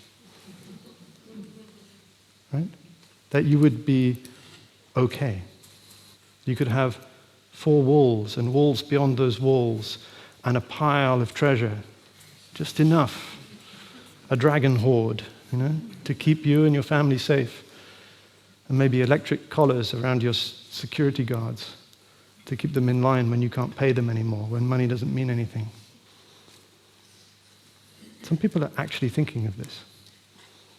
But it depends on the notion of self. The truth is, even in that scenario, whoever it is in that bunker will be destroyed by the pain, the collective pain and loss, suffering. You cannot, there are no walls that can isolate you from that. It is what we are. Not just the human pain, but the pain of the earth. We feel it in our body. Sometimes we misidentify it. We say it's because of this or that. We identify the proximate cause. For me, I have to constantly remind myself, whatever I think this is about, this is just the local this is a little tip of the iceberg, but underneath this pain, the reason it feels so immense is because it is immense. And it's not mine. And it is mine. Mine to care for, mine to embrace. Because I am not this. Right? And that cloud of actions, that wavefront going out, interacting, refracting, self-acting, self-illuminating. We are fireworks going off, illuminating each other, illuminating ourselves, interacting, resonating. We are resonant entities. Look at even our bodies are not separate. Right? Kate in my group, you said something so beautiful the other day. It's like we've done this trick that we've turned our roots to the inside. So our deep rootedness in the air is hidden. It's just an illusion. It was so beautiful what you said. And that's just one aspect of it. We're rooted in the water. We're rooted in the earth. And our feelings, do our feelings stop at the edge of our skin? No, our feelings are all around and in between. Like if somebody expresses joy, how can you not feel it? Right? It's not theirs, it's not yours, it's resonant in between. Pain too. Awakening too. So this non-separation, right, it's another way of saying no separate self,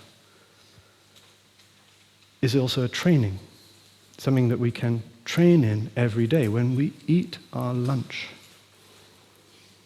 Now, why do we do this whole business of the 5 contemplations and the bells and 15 minutes of eating in silence?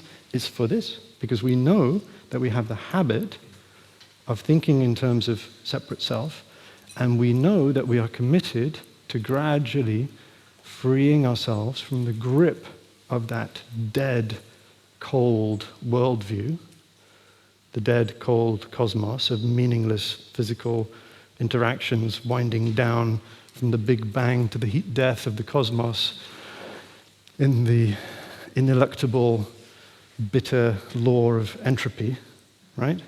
That's a habit, whether we like it or not, whether we even believe it or not. We're in it. We live by and through it.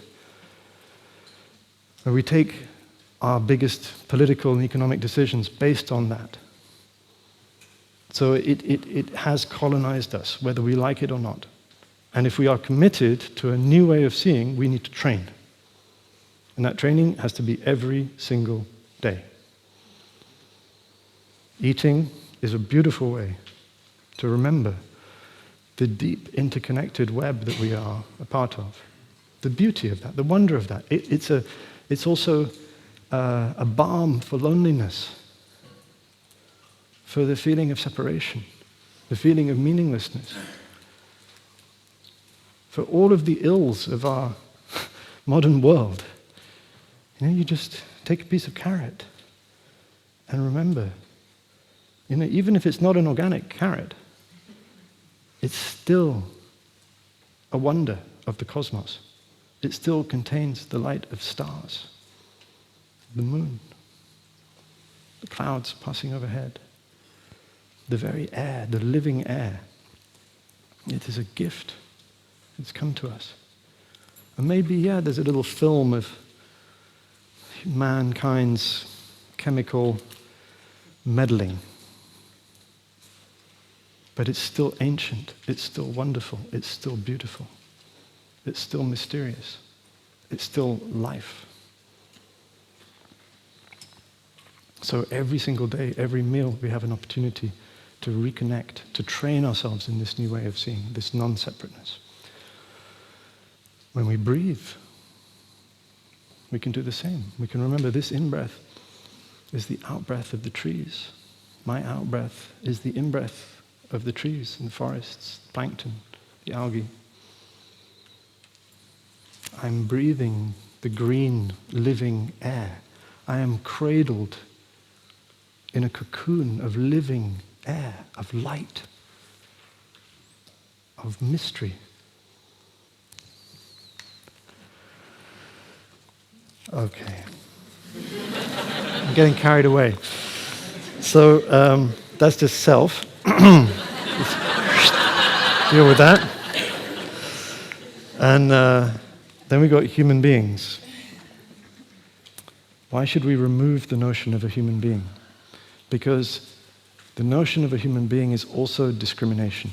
It is also violence. We have human exceptionalism. Right? We think that we are better, the pinnacle of evolution, that we are deserving of reaping the fruits of the earth, that the earth is there for our use. This is a misunderstanding even of the Bible, and Pope Francis, fortunately, in his encyclical, pointed this out to correct that misunderstanding. We are here as stewards. The earth is not there for our use. It is there for us to steward, to care for and protect. And it is us. Right? This notion of human being is just a linguistic convenience. Right? We know that there is no human being apart from this whole web. We don't exist without all the rest. So, yes, it's a helpful linguistic convenience. We can have conversations, and that's fine. That's the importance of the relative. It's not that it isn't true. It's just that it's not the whole truth. And we have to be careful when that idea is doing violence to us and to the world. We also have a tendency to sometimes think that we are the problem. We have self-hatred. As a child, I thought we're the virus. You've got to just get rid of the humans, everything will be fine. The earth will just eat all the concrete and take it all over and break it all down, and it'll be beautiful. It'll be the Garden of Eden again. Just get rid of us. We're awful.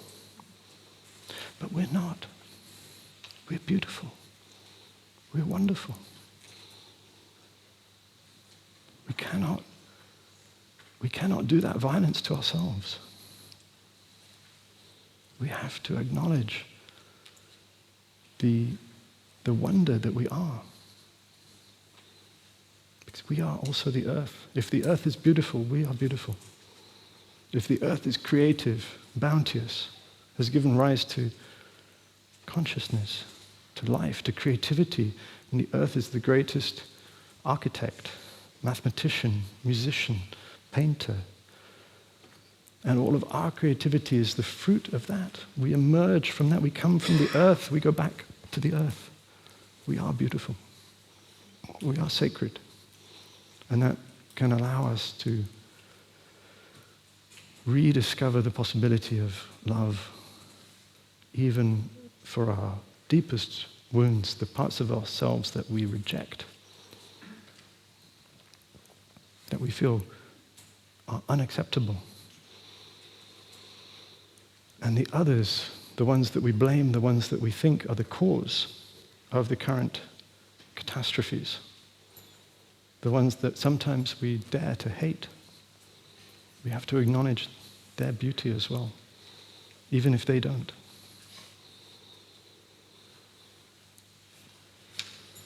So, and this discrimination between humans and the more than human world causes, as we know, so much violence, so much destruction, all the factory farms, this endless kind of these concentration camps in which we kill 70 billion animals per year.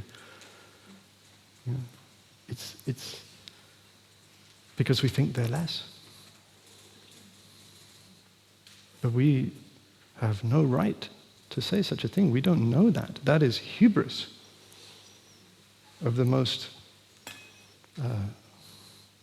unfounded kind. Think of every study on animal intelligence in the last few decades. How many of them have gone in the direction of saying that animals are less intelligent, less conscious than we thought? Can you find even one? No. They all go the other way. They all go to weakening this boundary that we put around ourselves of our specialness. All these animals that can pass the mirror test, that can problem solve, use tools, communicate, express compassion, interspecies compassion. All these things that we thought were just ours, they're not.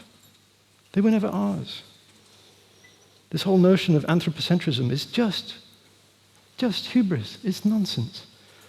When there's this story, beautiful story, like two sages are standing on a bridge, and the fish are swimming under them, maybe a beautiful koi carp or something. And one of the sages says to the other, "Look, the fish, they're so happy." And the other one says, "How do you know? You don't know that they're happy." And then the other one says, "How do you know that I don't know?"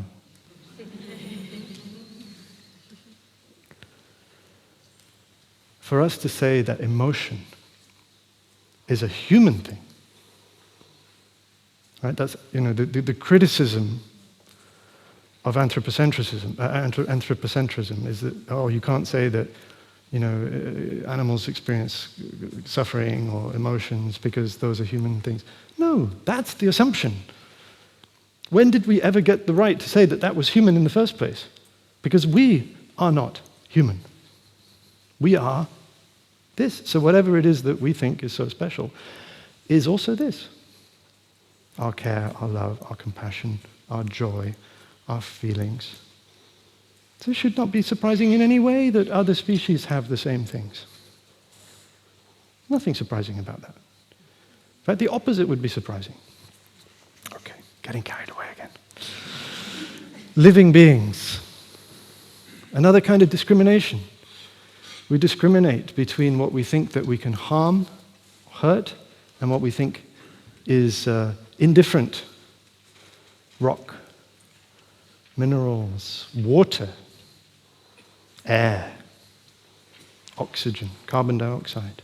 Inert, right? Dead. Not alive, inanimate. We take a good look at a carbon atom. Does it look inanimate to you? This fizzing cloud of probability, and we don't even know what it is.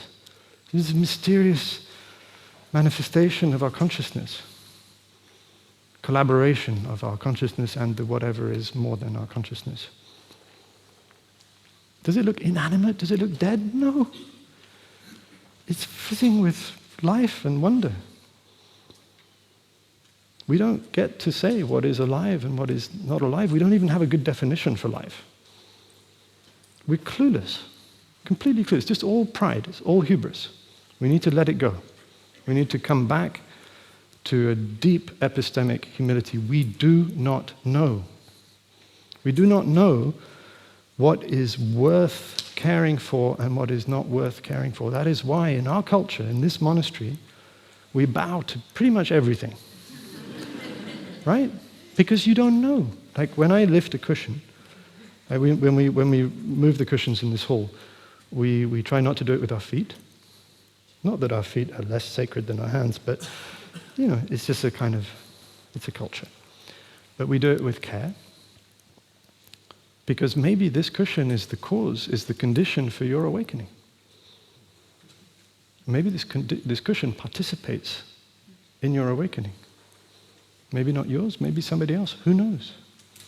I treat it with reverence. The bowl that I dip in the weird soup that's the first bucket, in the washing up line, we consider it as the baby Buddha. That is how much we care for it, as if it's going to be an awakened being, because we do not know. And maybe the care that we express for that, maybe it resonates. Maybe it reaches someone. Maybe it permeates. We don't have the right to risk carelessness. We care for and treat with reverence everything, including the living earth. We know so little of Gaia theory, really. It's just the beginning. How it is that this whole wondrous manifestation continues to support the conditions for life. It's a profound mystery. So again, humility and reverence. This is something that, maybe we do have to dig a hole from time to time. But before digging the hole, we can bow, we can ask permission, we can explain what we're going to do and why we're going to do it, and we can try to do it causing as little harm as possible. We're also not absolutist. Okay? It doesn't mean that we sit around not doing anything ever. But we try to reduce harm. We cannot completely avoid causing harm. But we try to reduce it as much as possible. Our lifespan cannot be measured in years. We participate in the lifespan of the cosmos, of the galaxies, of the whole of evolution on this planet. There is no point at which we began. You can try to find it.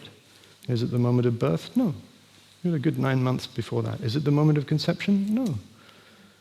You're already present in your father and your mother, in your grandparents. You were, the egg that is you was actually present in your grandmother's, right? It's crazy. So there's no beginning and there's no end. Like the cloud. And there's a point where the cloud is no longer visible, but we know, as Sister Trudedication shared so beautifully the other day, that the cloud is continued in the rain, in the streams. So we are continued in our actions, body, speech, and mind. We do not die. just looks like it. So, this is a kind of profound non-violence. And all of these Four Noble Truths,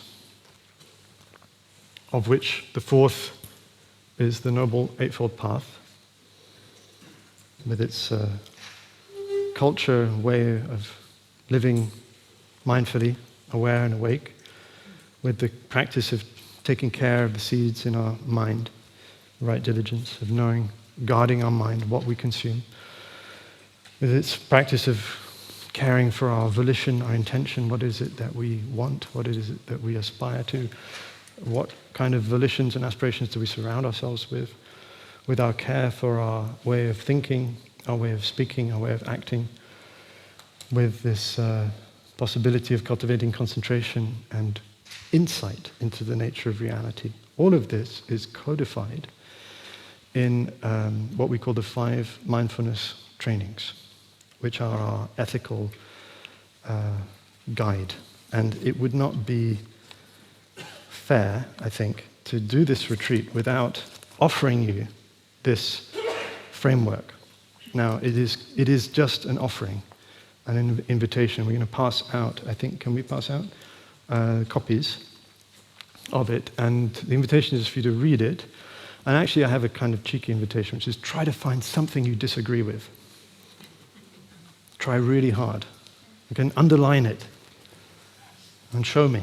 You know, if you find something you can disagree with, I can't. I've tried. So we have these 5 principles. I'm going to very quickly go over them. So the first one is non-violence. Non-violence and reverence for life. And I think we've already talked about that.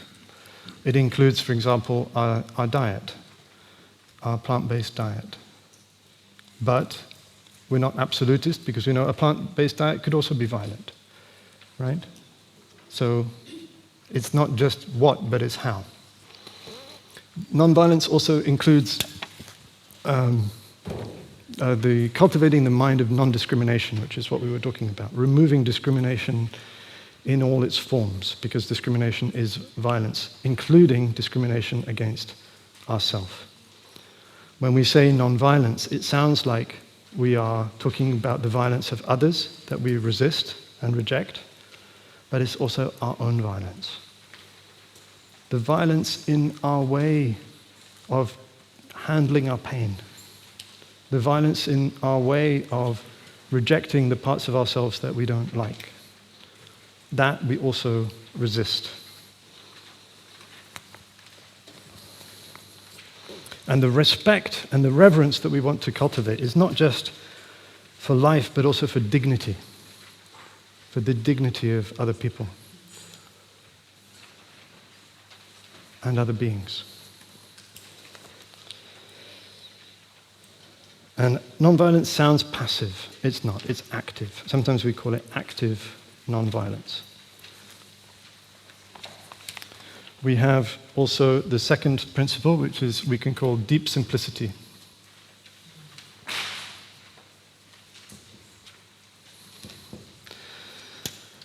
This is also a challenge to the capitalist system. We recognize and acknowledge that we don't need much to be happy, much less than you might think. That when we come together and live as a community, we can share resources like washing machines, cars, ovens, microwaves, buildings, all this stuff. We don't need as much of it. We can live with much, much, much less and be so happy. The two might have something to do with each other. So this is a kind of profound enoughness. We find that we are enough. This moment is enough. We don't need another moment. We don't need a better moment. This one's great. But we are enough.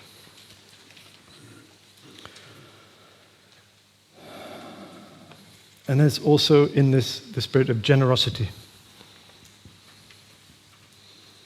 We want to be generous, to cultivate generosity in our way of thinking, in our way of speaking. We speak in a way that uplifts others, that supports others.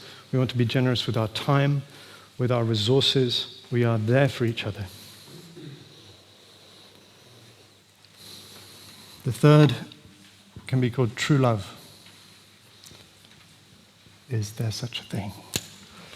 Have you found your one true love? It can also be called radical compassion. And it has to do with our intimate relationships.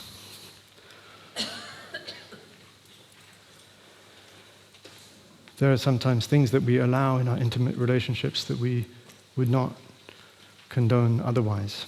Sometimes we are more mean to each other and to ourselves than we would wish, by habit, often. We aspire to find freedom in love, to set each other free. We don't want to establish our love as a cage for the other person. Our love should set the other person free. It should have the qualities, the four qualities of friendship, of compassion, of joy, and inclusiveness. We include everyone in our love. It is non-exclusive. But we want to respect our commitments so as not to hurt each other.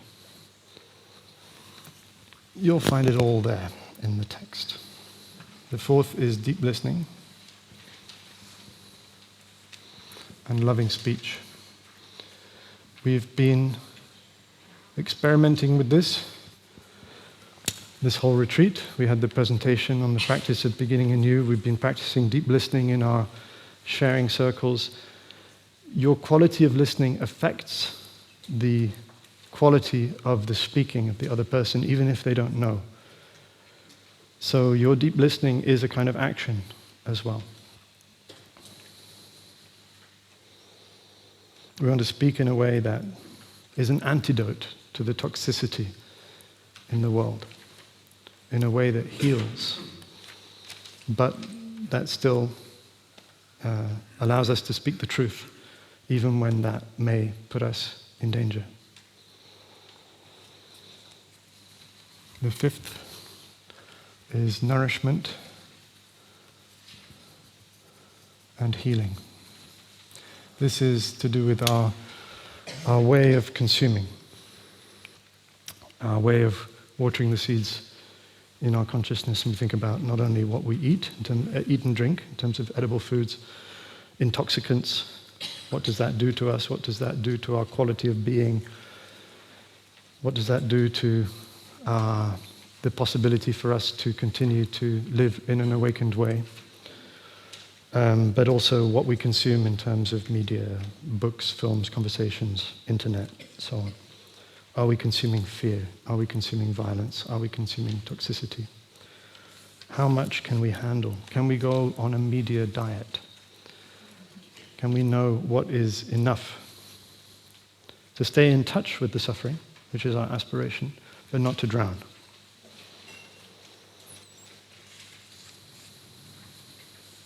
And this nourishment is also our own thinking. So we should be very careful with our quality of thinking, whether we give rise to a thought of hatred, of revenge, or of self-hatred, of blame, of shame. These can all be a kind of violence to ourselves, and we are consuming it. We are the first recipient of our anger, of our hatred. Okay, so that's it. And if you want, we have a wonderful online course called Zen and the Art of Saving the Planet. Also a book, beautifully edited by Sister True Dedication with a commentary by her. And this course is set to start in about a week. There's a big cohort starting on Sunday. So if any of you would like to continue the journey right away, it's a 7-week online learning journey including live events. Lots of curated videos, teachings like this one. You'll see familiar faces, including Thai. Some beautiful videos curated from the archive of Thai's teaching. And some wonderful lay teachers. All accompanied by Christiana. Every week Christiana is kind of holding our hand and giving us a kind of summary of what that week was about. And there are live sharing spaces like we've been doing this week, but online.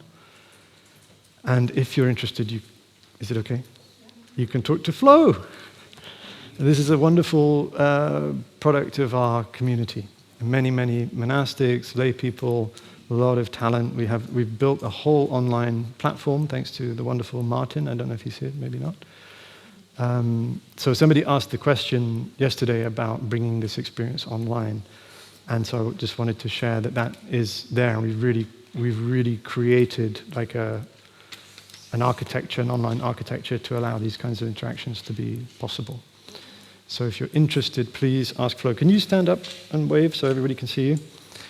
And I think registration is still possible? Yeah, registration is still possible, and it's also, all the information is on plumvillage.org/SAS. So Great. feel free to come and talk to me, and also know that all of the information is publicly available there.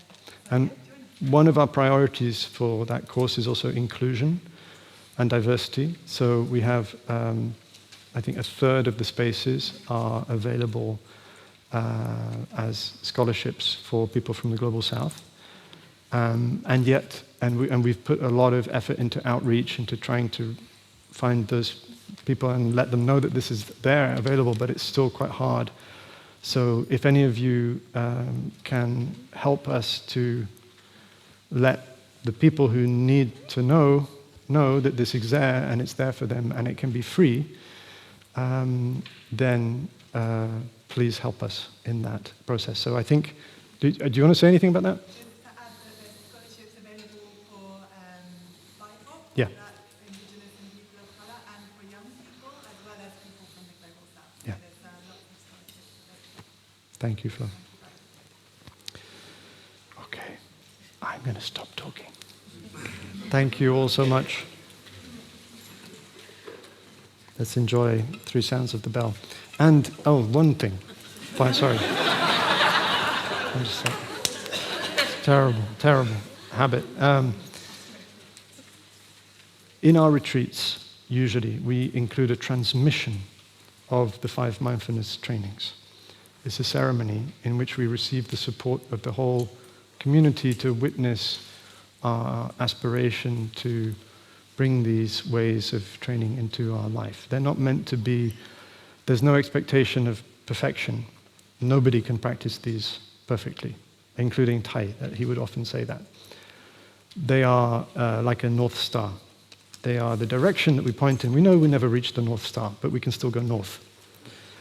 So if you feel inspired by the text, and if you feel that this is something that would support you in living in the way that your heart calls you to, then let us know, and we can organize a transmission ceremony tomorrow morning at like 6:30. So if you're up for it, do let us know quickly, because we would need to arrange that. I don't know. Does anybody know now? Yes? A few people? Yeah, that's enough. Okay, let's do it. All right, so on the back of that, do you have an application form? No, okay. So we need to print out the application forms, and we will put the application forms under the whiteboard in the dining hall. So if you would like to receive the 5 mindfulness trainings, you'll find there at some point, hopefully just after lunch, the application forms. You can take one and you'll see you fill in.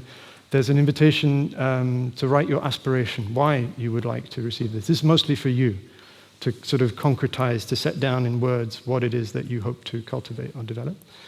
And you can receive a name, a Dharma name, a transmission name. So please, if you would like to receive the trainings, you will find the application form. Please give it to the facilitator of your family, your Dharma sharing family, at dinner time, not later, so that they have time to make you, then you get a beautiful certificate, and so on and so forth. And maybe we'll have some more announcements after dinner about how the ceremony will unfold and some orientation around that. Okay, thank you. Now I'm going to stop.